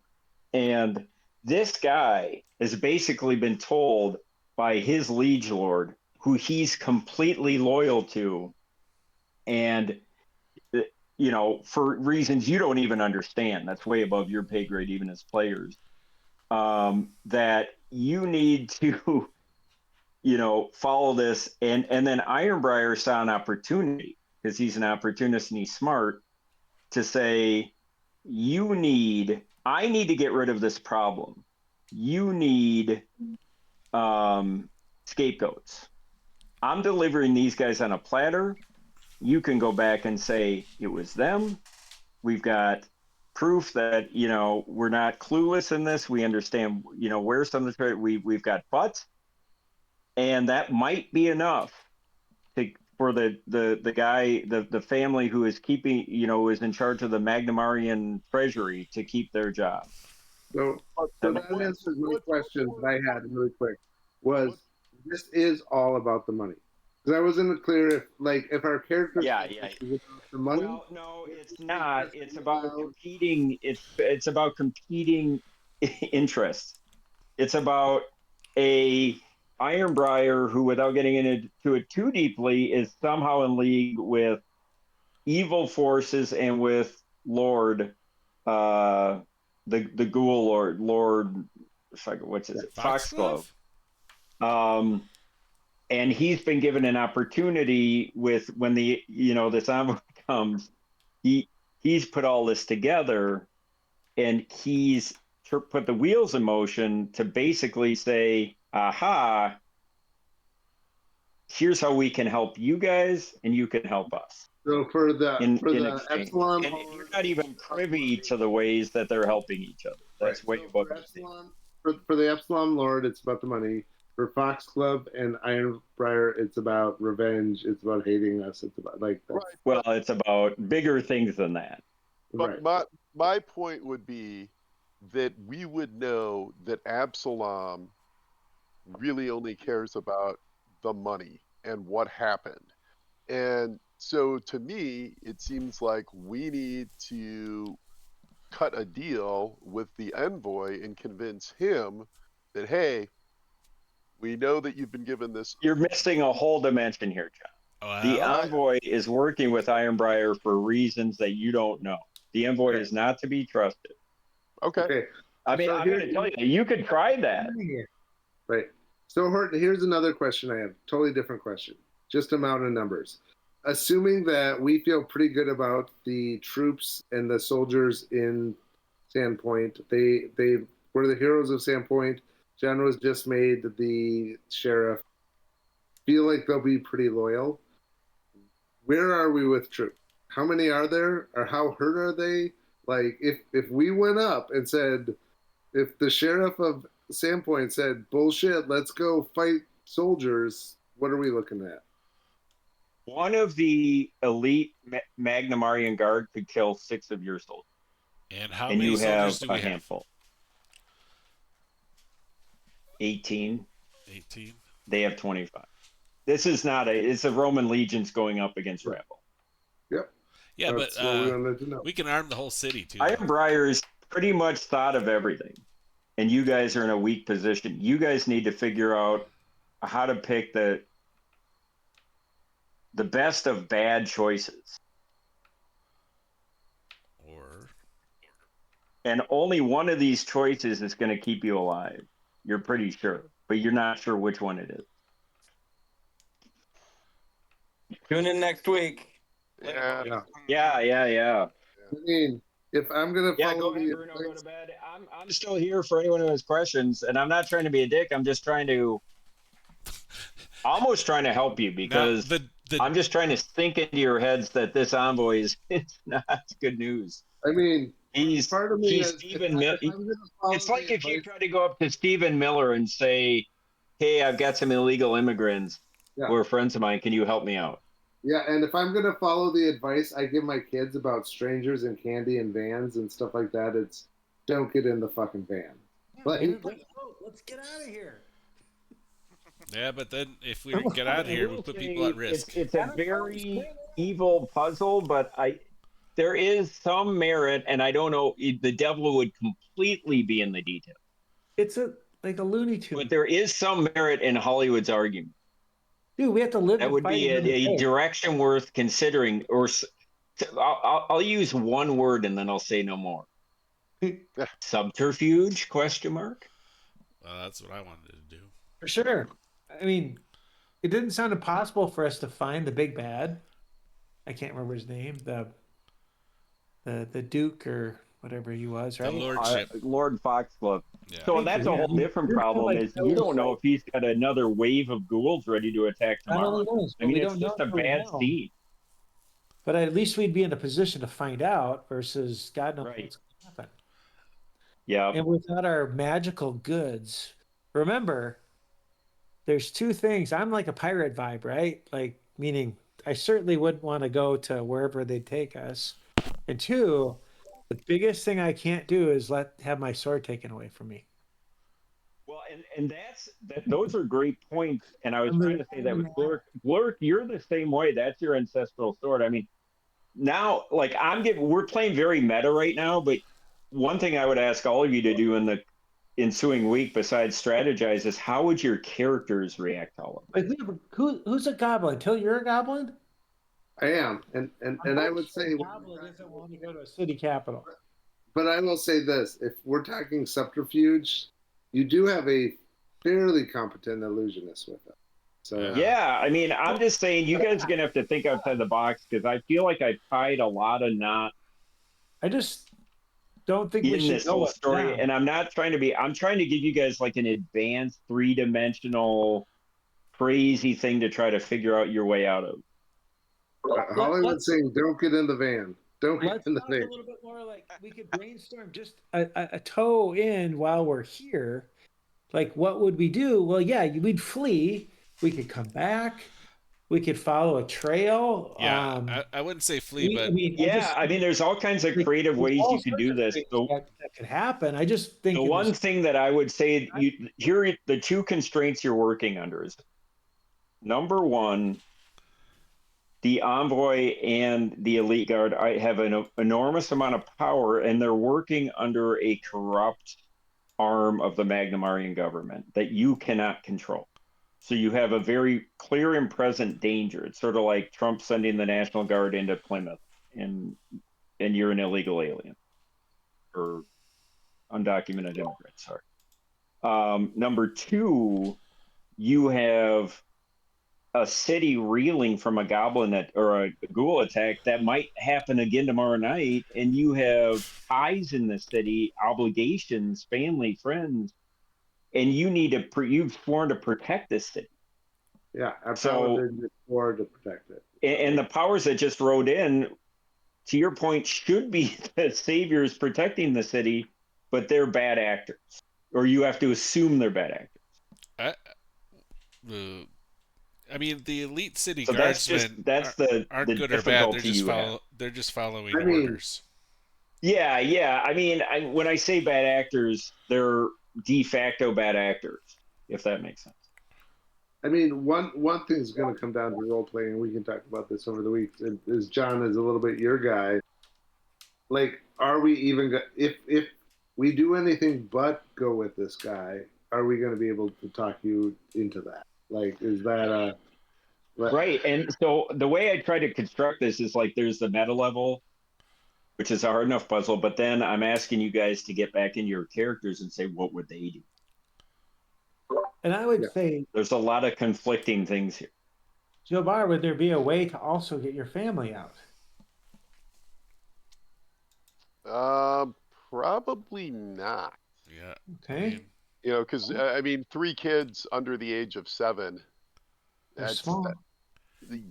Yeah, but that's tough to wrangle in any sort of subterfuge.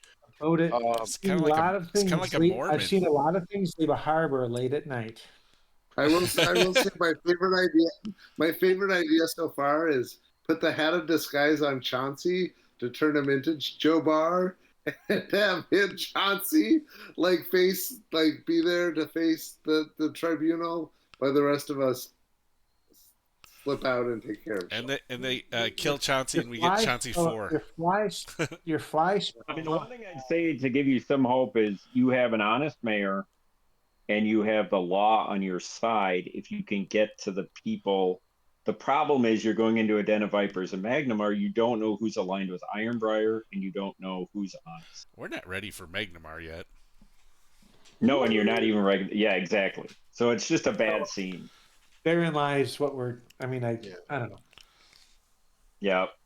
So a kind of a Gordian knot puzzle. Hopefully you're enjoying this. My goal is to create something that would really push the bounds of what you guys can handle. There is a solution here or solutions. It's just going to be difficult to get to.